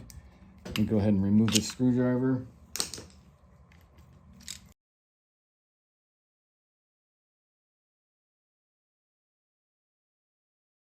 So now all those are snug. So now I'm gonna slowly, I wish this was on the stand so it wasn't kind of swinging. But now I'm gonna slowly tighten these. I'll try and hold the block here as I'm doing this. But now I'm just gonna kind of tighten this a little more. This one, and I'm just gonna keep alternating, you know, half a turn or whatever I'm doing, just so this goes on evenly.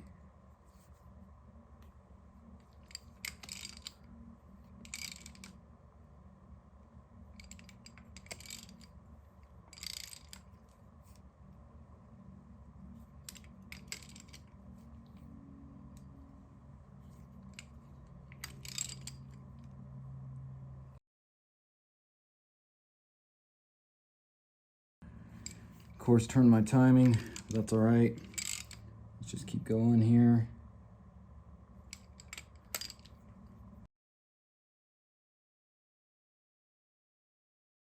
Because as you're doing this, you can see it's slowly pushing itself on there.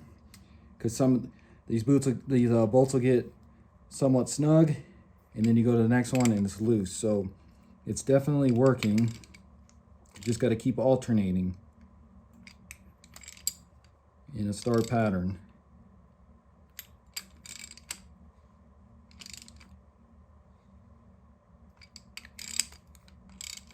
And yes, it does take a little time, but that's all right.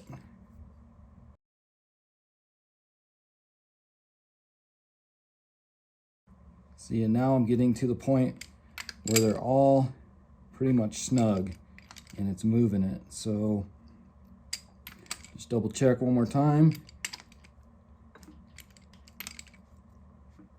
So you can see it's all, every time now it's moving it. So none of them are loose anymore. Just double check one more time.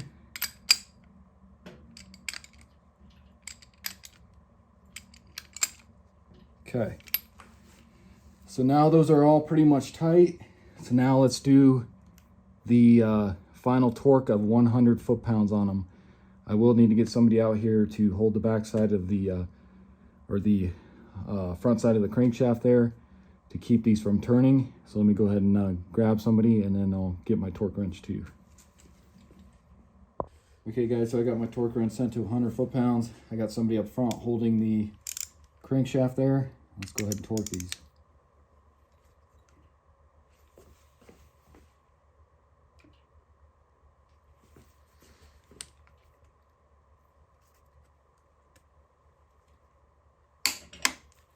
So there's one.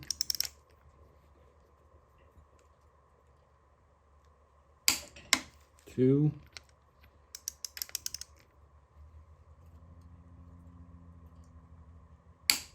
Three.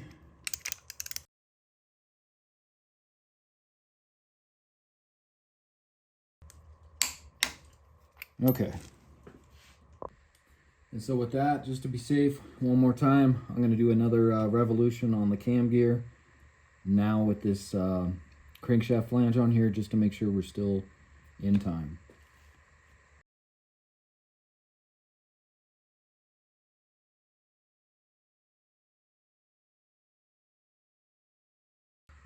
All right, guys, so right there, again, kind of hard for you guys to see, but especially since the block is turned, but you can see right there, we can see through the hole again. This is lined up, that's lined up, and this is lined up. So I'm gonna call that good. Okay guys, so since I'm still waiting on the bed plate bolt, I'm gonna go ahead and get this back onto the stand, and then we'll go ahead and see if we can start getting this cleaned up for the heads. Okay guys, so with the engine on the stand here, I'm gonna go ahead and start prepping the block for the cylinder heads. So you're not gonna get a mirror finish on this. I'm sure I'll have a bunch of comments on this saying I'm not doing it correctly or whatever, but this is the way I'm gonna do it, so take it for what it's worth. If you guys wanna follow this same way, you can. If not, there's plenty of stuff on the internet you can look up to see how to prep this block. So I did buy this carbide blade here from Astro Tools. I got this off Amazon. I'll be using that along with this sharpening stone, which I also got on Amazon.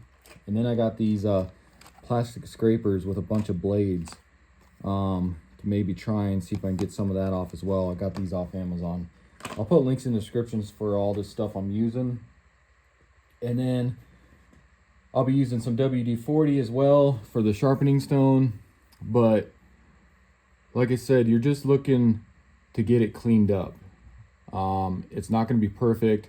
I already just tried some with the this carbide blade here. Went ahead and scraped some of that off, and it's getting it actually pretty smooth. You just want a smooth finish. You don't, like I said, you don't want it to be shiny, because this coolant has been on here for years, so it just, over time, it just stains this block, so it's not going to be perfect. All we're looking for is to make sure it's flat, and I do have a straight edge, which I'll put on at the end, just to make sure, and then I can use a feeler gauge on it. The other thing I'm going to do is I'll probably rotate the crank so this piston is not right at the top, because I don't want to, you know, grind onto the piston there when I'm using the stone or anything. So I'll go ahead and turn the crankshaft. Actually, let me just do that now.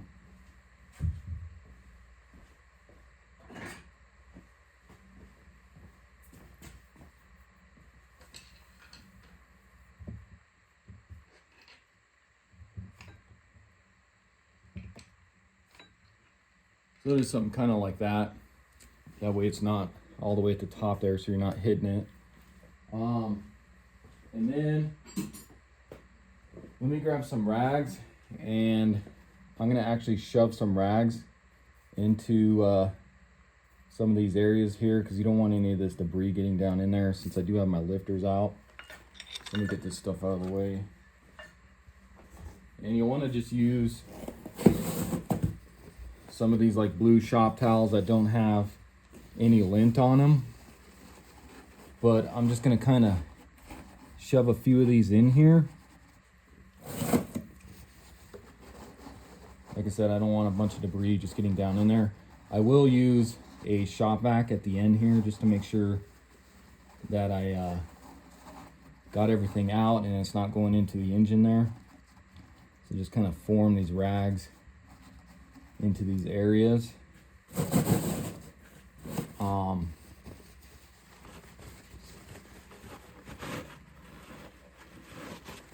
Like I said, you're not going to get all the debris off of these heads, or you will get all the gasket material off the heads, but you don't want to be taking metal off, is what I'm saying.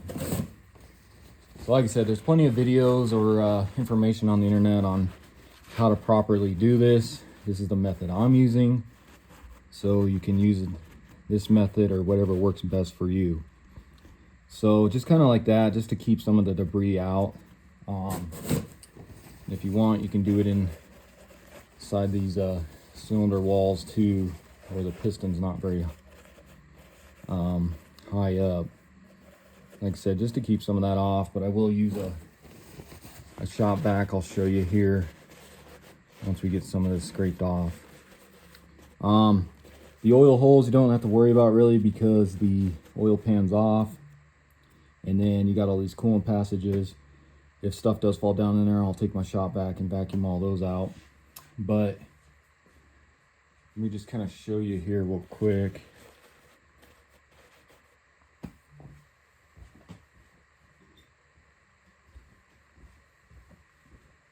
So like on this carbide blade here, what I'm doing is just going kind of at an angle, and you want the tool to kind of do the work for you. You don't want to put a bunch of pressure. And you can just see it taking off some of that gasket material. See that? So what I like to use, guys, instead of my normal shop vac, is just one of these cheap ones you mount to the top of a bucket. That way you don't destroy your good shop vac if you suck up some oil or whatever it may be. But if you can, turn this on, and then as you're kind of scraping this, you can suck that at the same time, because you can see how much already got into that cylinder wall there. So I'm gonna go ahead and keep scraping this with the carbide blade and just see how much I can get off with that real quick, and then we'll go ahead and see if I need to do some more, or if we can go ahead and start using the sharpening stone. Okay guys, so the carbide blade worked awesome. Like I said, what I did, I didn't record the whole thing because I want to bore you guys. I guess I could have did a time lapse, but I had my vacuum here, and then I just kind of, like I said, let the tool do most of the work. I went ahead and I did a lot of back strokes with it, and then just, like I said, just let the tool do the work. Come along here, and I just kept doing this until now it's pretty much not taking any material off. You can see nothing's really coming off now. So I think we're good. There's a little bit, but I think we're good right there like that. And then just kind of clean this blade off. You can flip it around if you want. You can see a little bit came off there, but the rest, I think we'll go ahead and try the sharpening stone. And let's see what that can take off. And go from there. Okay guys, so go ahead and grab your sanding stone here. I just did a couple swipes just to see how it was going to work. And then just take your WD-40. You want to keep spraying this stone. Just kind of get it soaked on there.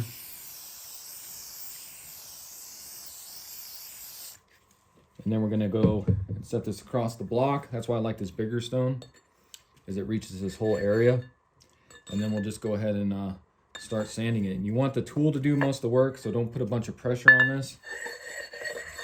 Just kind of like this. Nice even strokes.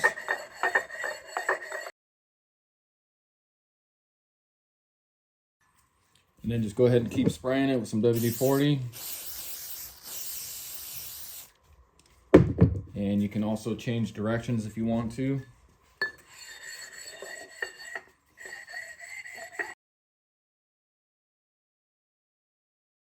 So just keep doing that, going across the block, and we'll come back and see what it looks like.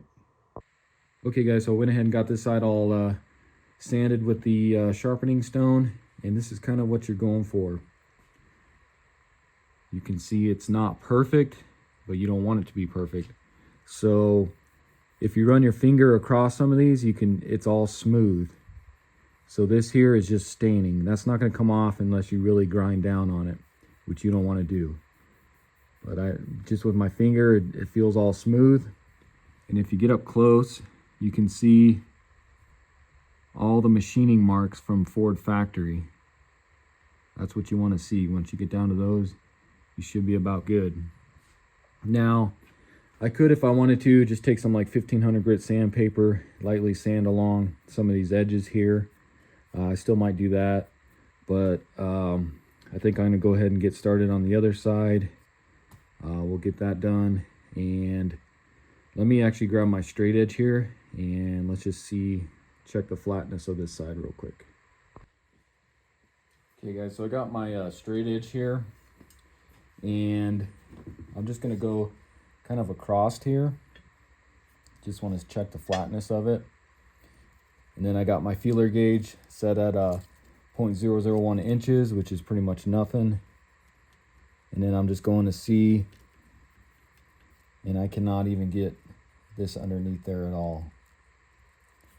Not sure if you guys can see that on camera, but this will not fit under there at all. So I'll check from corner to corner here. Same thing. Try to get my feeler gauge under there, and it just will not go under there. So that's good. Check this side, see if you guys can see that. You can see it just will not go underneath any of these, which, like I said, that's what you want.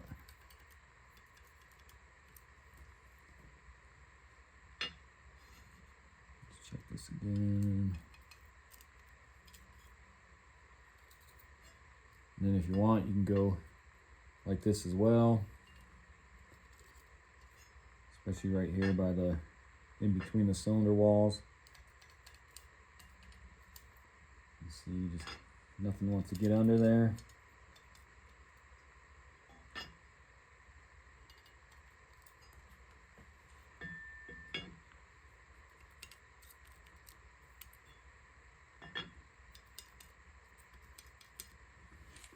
So yeah, that is pretty much 100% flat. So that is good. So now I think I'll just go ahead and get started on the other side. I'll just show you guys again really quick here. So this is kind of what you're looking for, as opposed to this. That's kind of what we started out with.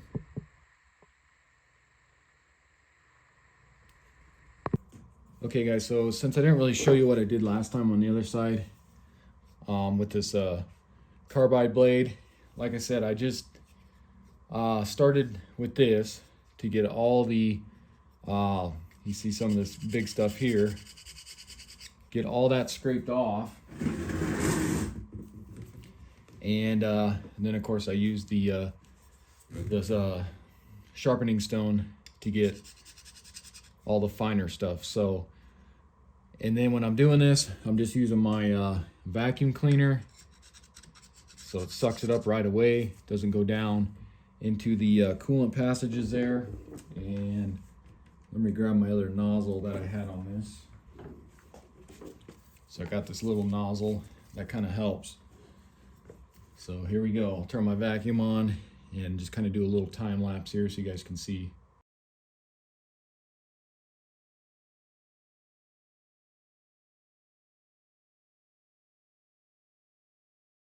Alright guys, so I got the big chunks all off with that carbide blade. That's what that looks like now. So let's go ahead and start using the sharpening stone. And then when you guys are doing this, just take your time. It's not a race or anything. That other side took me a good half hour or more just with this sanding or the sharpening stone here. So like I said, just take your time and keep getting W40 on this. Just don't let it run too dry.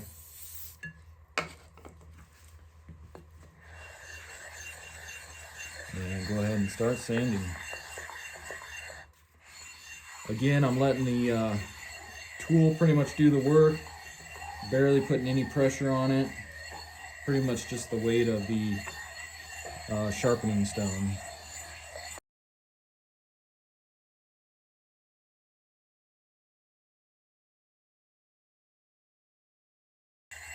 So I'll just continue along with this, and as you saw, I like to change it up in directions on which way you're doing it.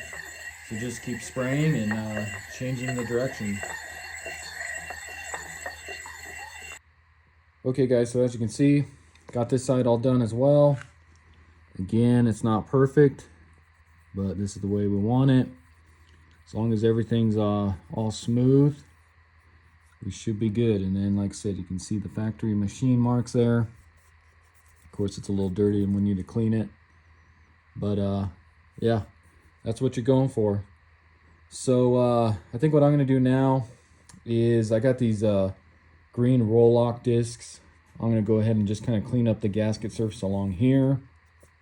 And then back where the high pressure oil pump was as well, I went ahead and stuffed a rag down in there. I'll leave these in here while I do that, just in case any stuff starts flinging on here. But yeah, let me go ahead and start cleaning this up here. And then this is what I'll be using. I'll just attach it to my die grinder. It's made by 3M, roll lock disc here. You can get these on Amazon. I'll put a link in the description for them.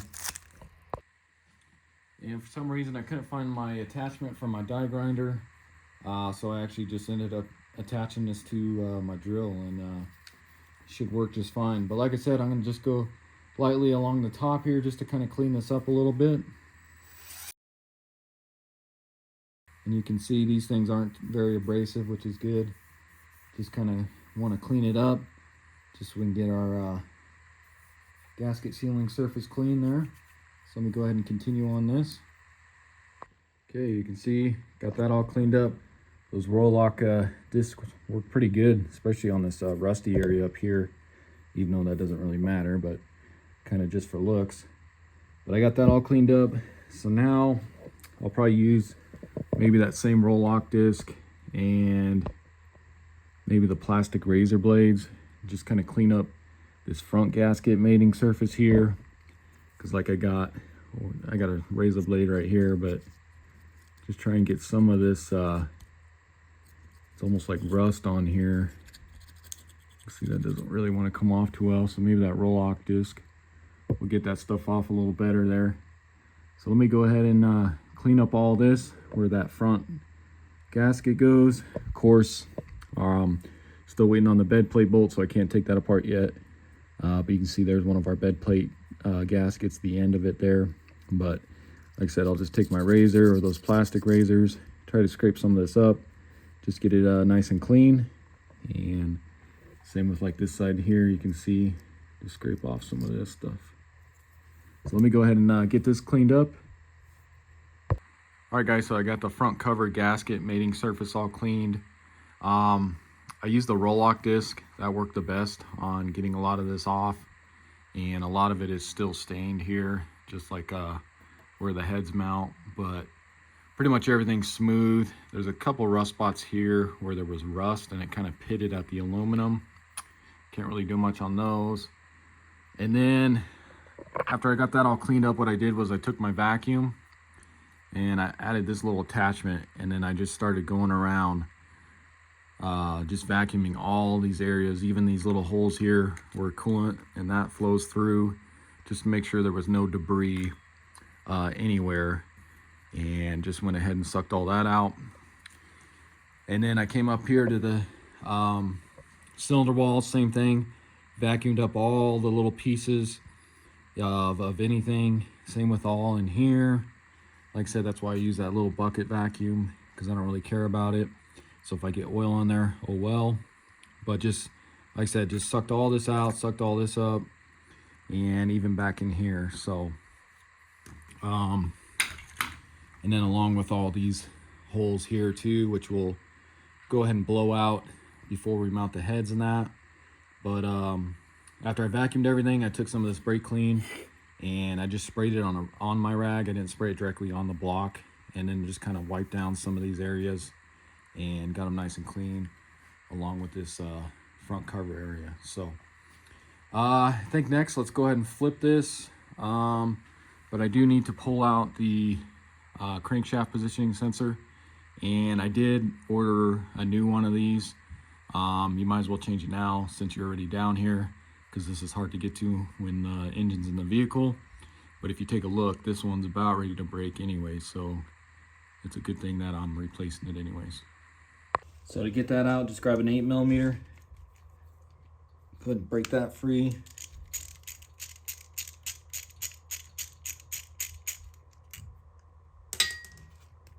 And this should, you can see it just broke. Like I said, good thing I'm replacing it. Should be able to just pop this out of here. Just doesn't want to come out of there. There's a little O-ring on there. Let me get a pry tool.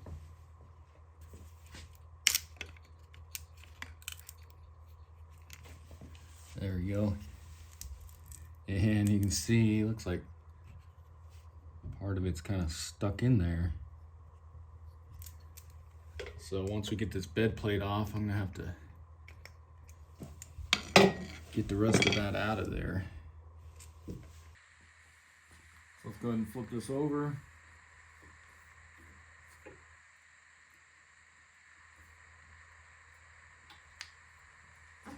Okay guys, so I ran by my local Ford dealership last night.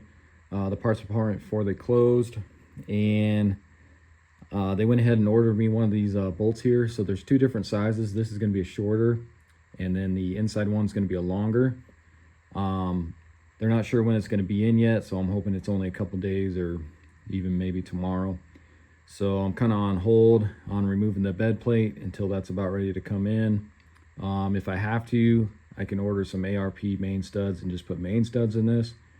But I don't really want to do that because then I'm afraid it's going to throw it off.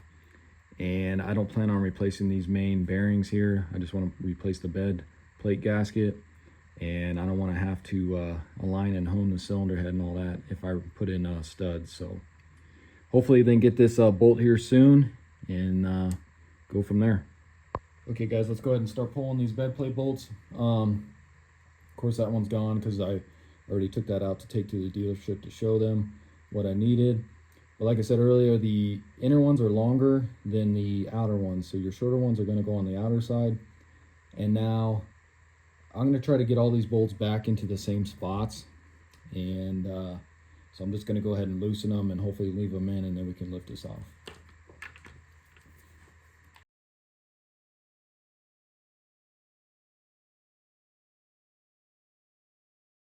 Then go ahead and grab a 10mm. Let's remove these four on this side. Same thing on this side. And then you're just going to kind of hit up on this. Try to break it free.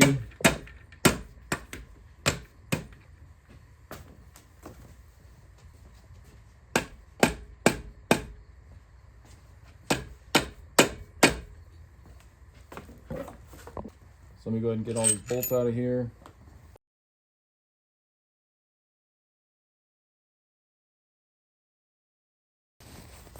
Then go ahead and see if you can lift this off of here. Might be pretty heavy.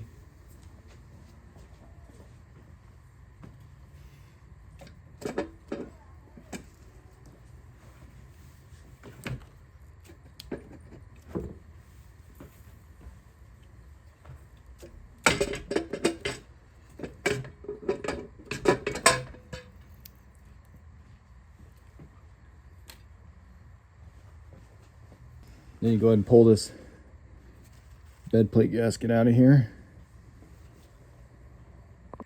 Okay guys, so the Ford dealership called me a little bit ago, so I hurried up and ran down there, and they got me my brand new bolt here for the one that was broken there. Cost me 18 bucks, but as you can see,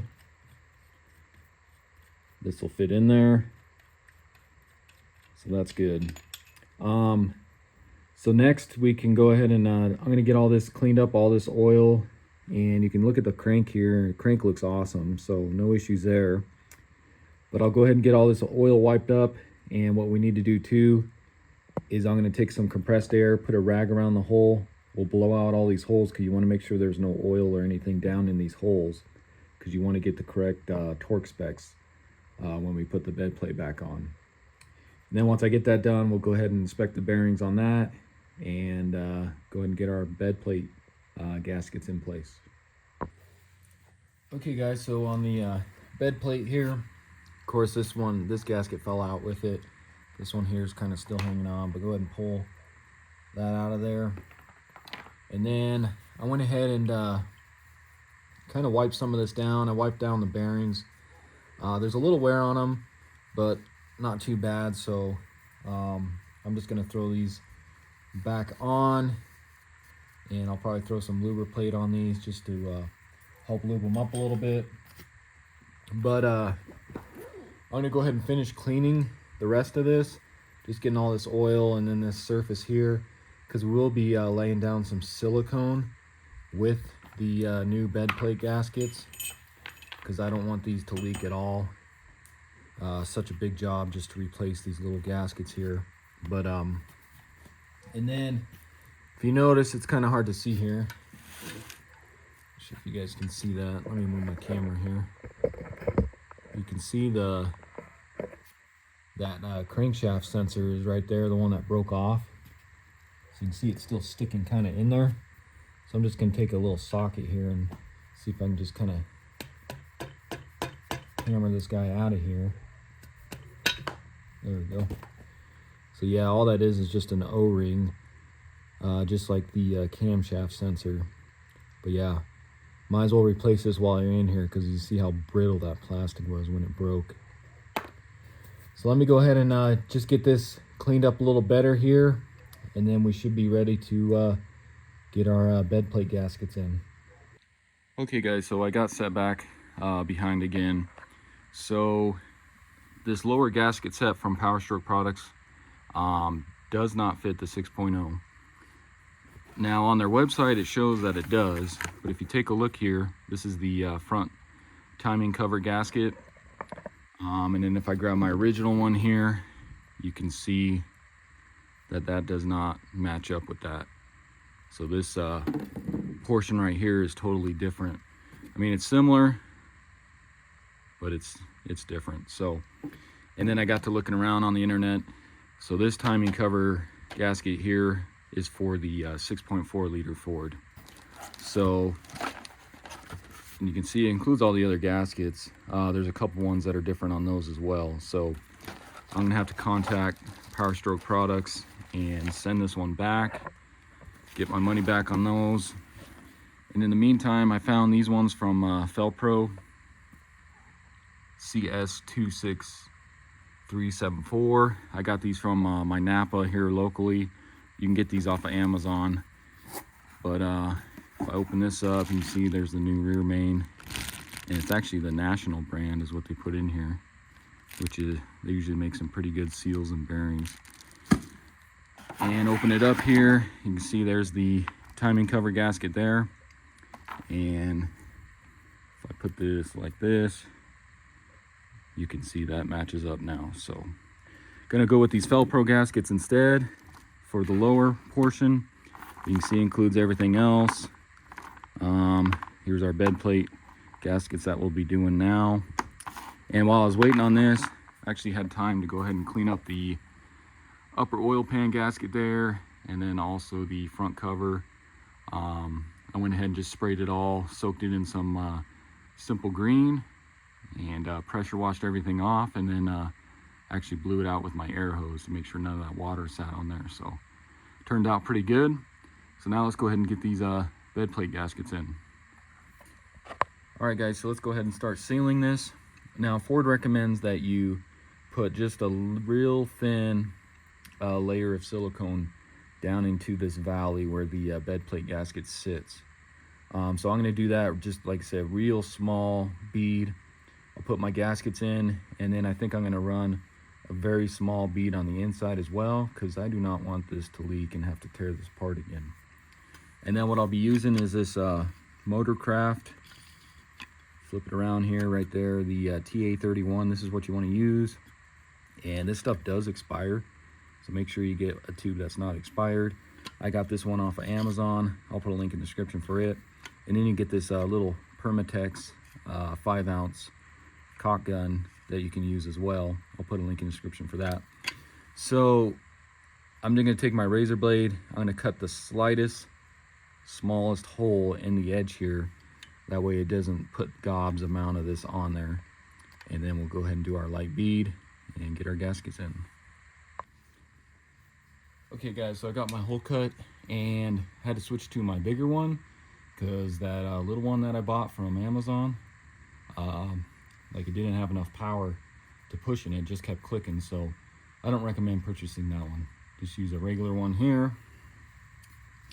And like I said, let's go ahead and apply a thin layer, not too much. See how this comes out first.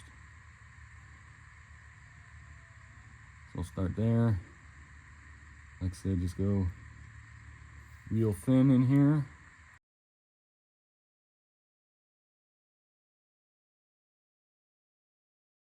Grab your bed plate gaskets here. There's no real up or down on these. They look exactly the same. Go ahead and press this down in there. And a lot of guys will use a wallpaper roller. That works real well to get these down in there.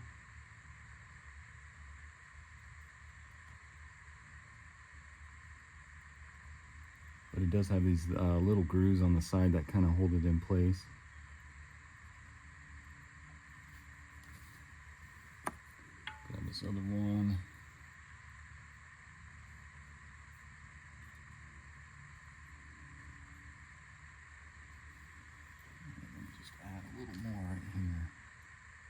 I don't want this leaking, so.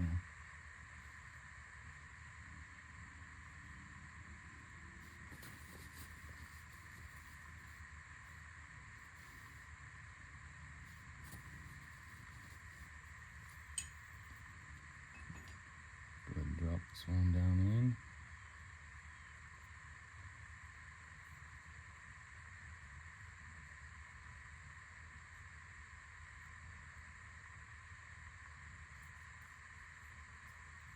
And then just double check. Make sure you got it all the way down in there.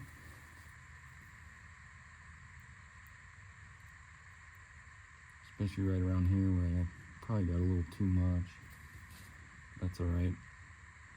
Just want to fill in any of the imperfections in the aluminum.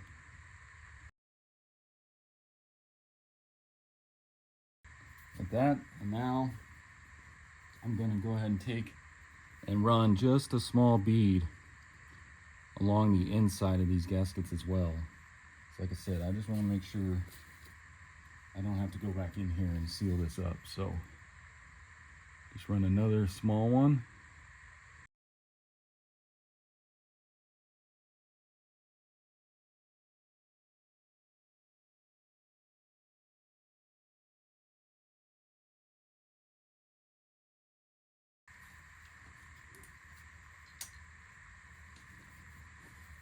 Okay, so kind of just like that. I did, maybe went just a little too much right here, but that's all right.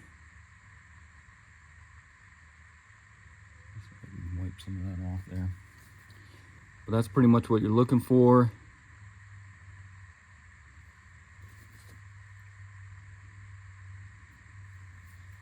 So I think we're good, just like that. And then before we throw this on, you can use some fresh oil, or again, I'll be using some Lubriplate 105. I'm just going to coat these bearings just so they're nice and lubed up.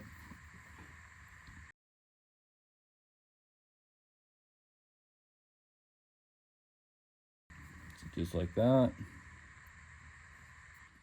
And of course, I'll do the same thing with the Lubriplate on the crankshaft, just to make sure.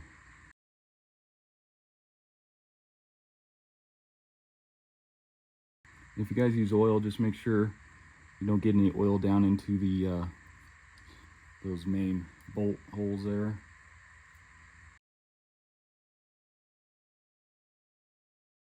Okay, so now let's go ahead and get the bed plate, or some people call it the girdle, back on here, and then we'll get it torqued.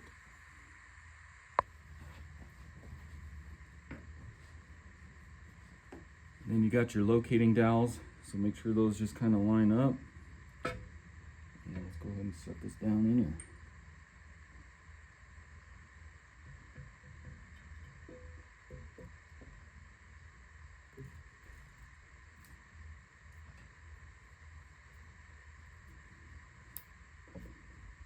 like that, guys.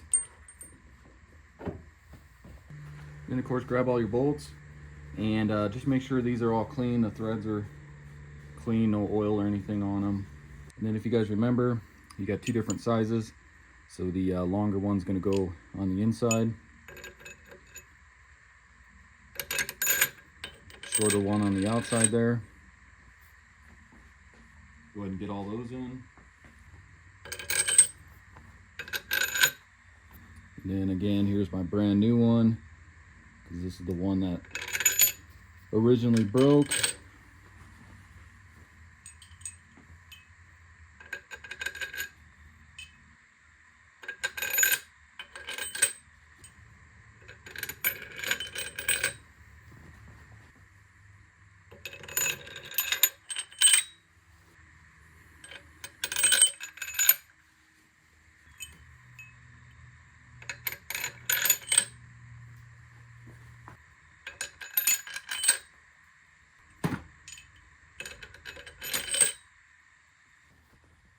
So then I like to just kind of get some of these started here.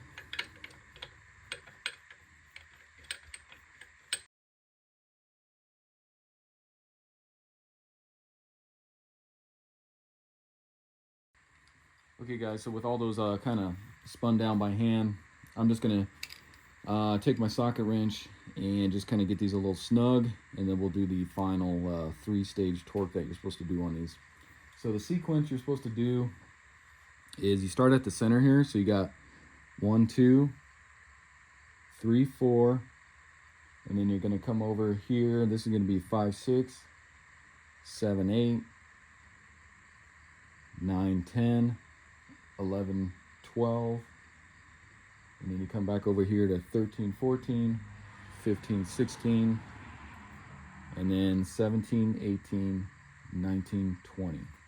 So I'm going to go in that order and just kind of get these snug, and then we'll torque them in that same sequence too. So pretty much you're just starting from the inside, and then you're kind of inside to the outside bolts, and then you're kind of working your way out towards the edges.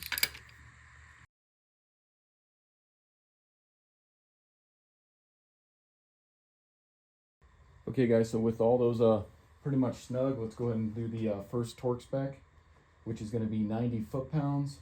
And again, we'll go in that same order that we just went. So starting right here, that'll be 1, 2, 3,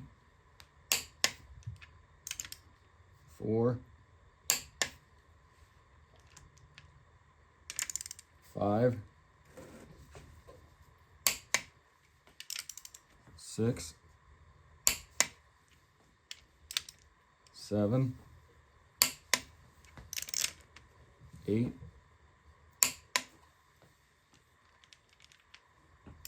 9, 10, 11,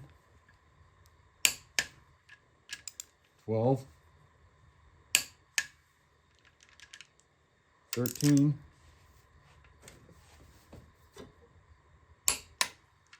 14, 15, 16, over here to 17, 18, 19, and 20. So that was the first round. Okay, and now the second round is going to be 120 foot-pounds. So go ahead and do that in the same sequence.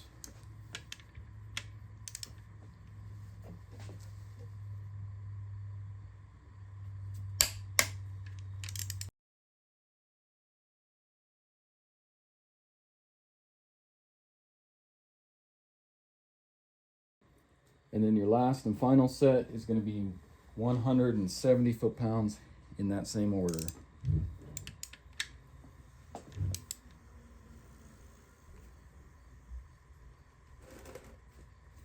And this one will take quite a bit of force So you gotta find a spot to hold on to the motor.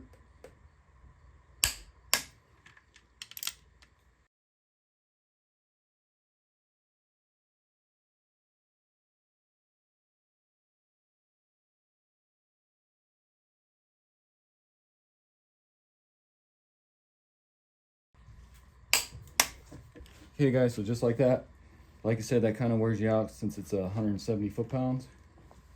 Okay guys, so now let's go ahead and get all these lower bolts in here. Go ahead and get all those started on both sides. So then just kind of get those snug down, and there's a sequence in these two where you'll start out with this one. So 1, 2, 3, 4, 5, 6, 7, 8. So I'm just gonna get these snug, and then we'll do a final torque here. So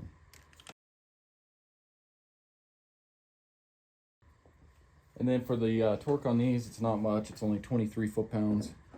So I'll torque those down in the same way that I just snugged them up. There's 1,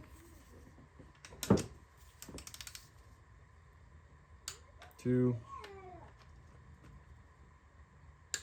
3,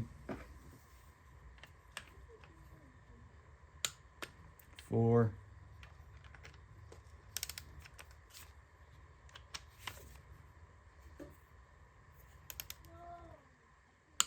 5,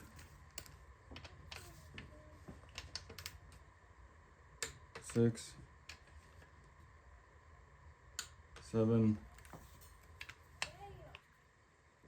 and 8. So next, let's go ahead and install the crankshaft position sensor.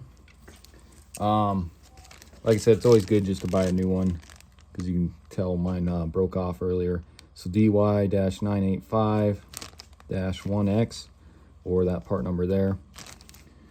And if you guys do reuse your old one, in that lower gasket set, you will have a new O-ring for this.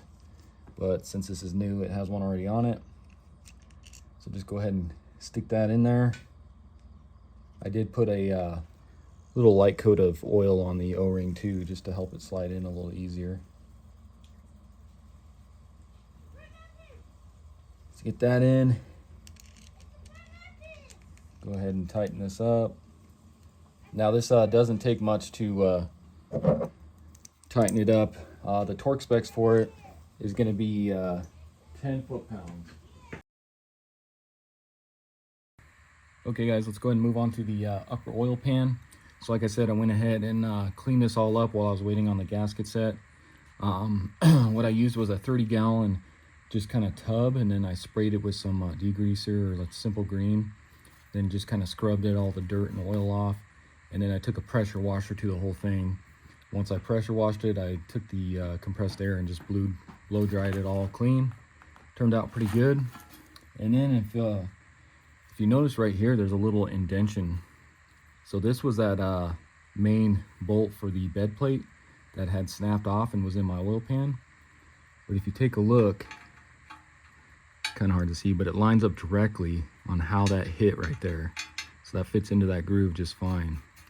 So, and then once I get the oil pan, I'll show you the mark it left in the oil pan where this was just sitting at the bottom there. So still kind of crazy. But anyways, grab your gasket. Of course, this can really only go on one way because you got this hole right here for your pickup tube.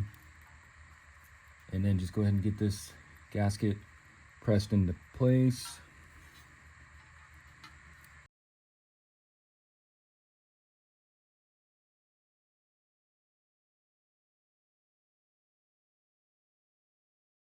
And then just make sure that's fully seated, because you'll go around and you'll feel it still being clicked into place.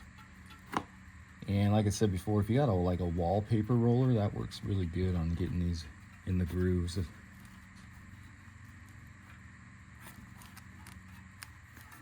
Kind of like that.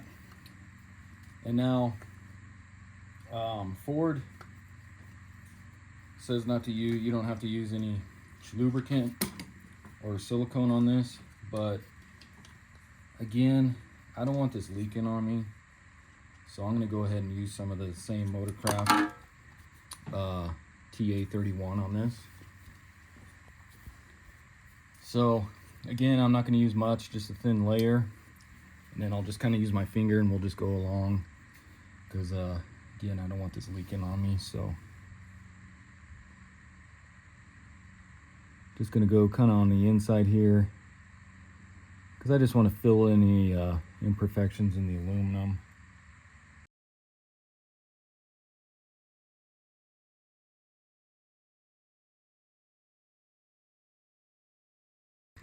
Kind of like that. And then, like I said, I'm just gonna take my finger, just go all along here.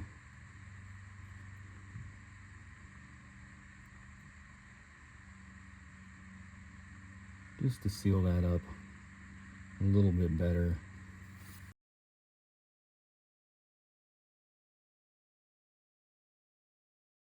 All right guys, so just kind of something like that. So then go ahead and grab that.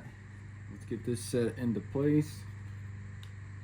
Just line up your holes here.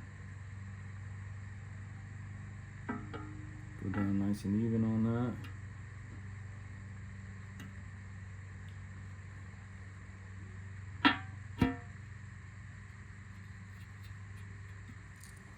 Grab your 9 bolts, get all those started. We'll snug them up, and then we will do a torque on these.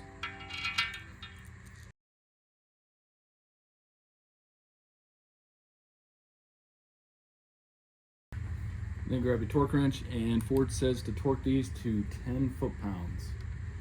And they don't list a way to tighten them, sequence or anything, but I'm just gonna kind of, like what I just did, work from the inside out.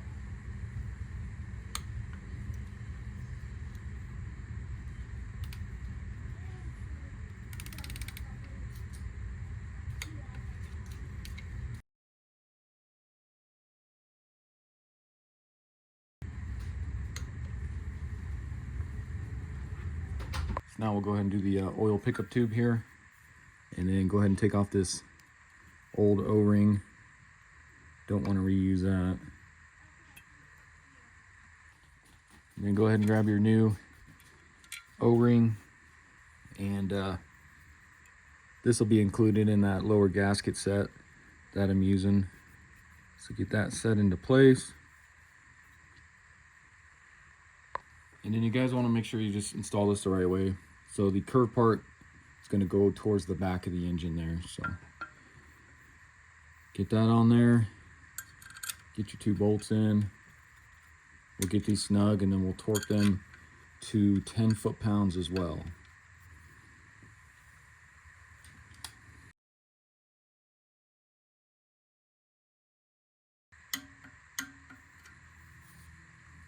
So next, let's go ahead and get the lower oil pan gasket on. And on the gasket, if you notice, it's going to have one little round area here. That's going to go back on this front corner here.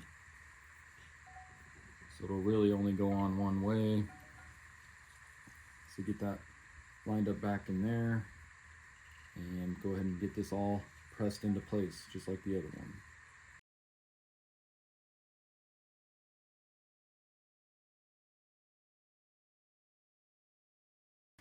Okay guys, so now let's do the oil pan. And again, I don't want to take any chances of this leaking, so you can see where the paint has kind of chipped away on the original oil pan here, so it's creating kind of an uneven surface.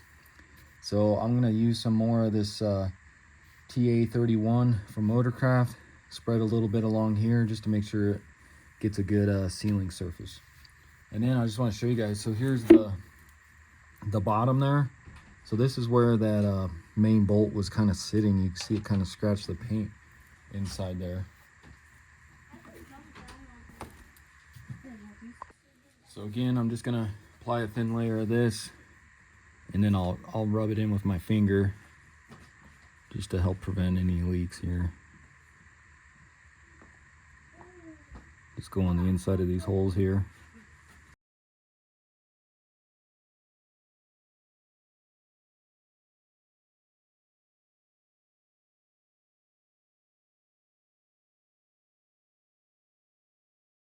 So just kind of something like that, guys. Like I said, I don't want to have to tear this back apart, and I hate oil leaks, especially since I parked this in the driveway. I don't want a bunch of oil leaks on my driveway.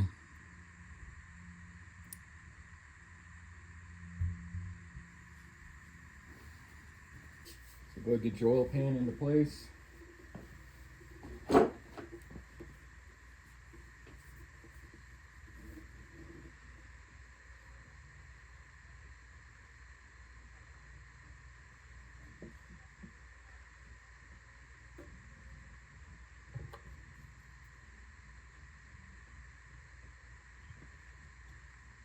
Set on there.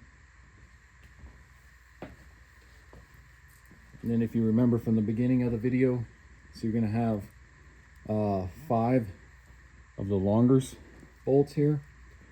So 2 are going to go right in the middle up front here.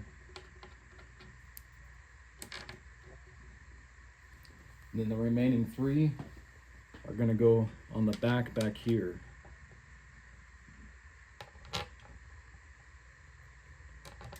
Actually be the front of the motor, but those 3 right there, and then the rest, smaller ones, just go ahead and fill in,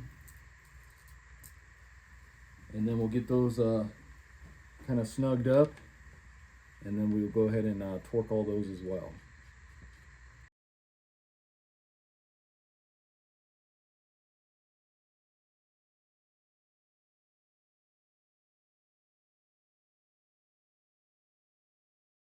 And just like everything else, these are going to be torqued down to 10 foot-pounds as well.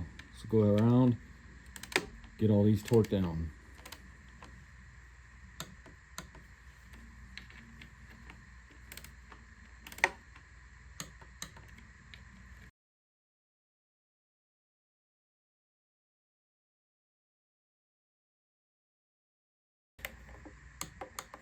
Just like that. And then guys, I don't know if you remember, but this piece here where the transmission lines kind of snapped into place on the upper oil pan, you had the stud, and you can see how chewed up mine is. So I went ahead and got a new one of those from Ford. Of course, they only came in a 4-pack. There's the part number if you guys ever need that, but that's what they look like. So then just grab a Torx E6, and you can go ahead and screw that guy back in.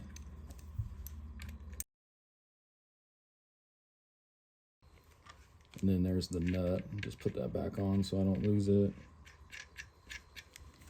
And if you guys want to do this now, you can. But they do give you a new washer, copper washer there for your drain plug.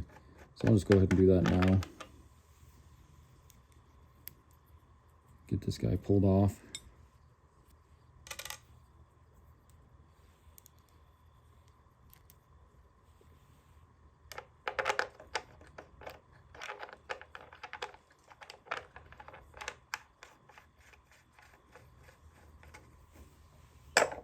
$19mm.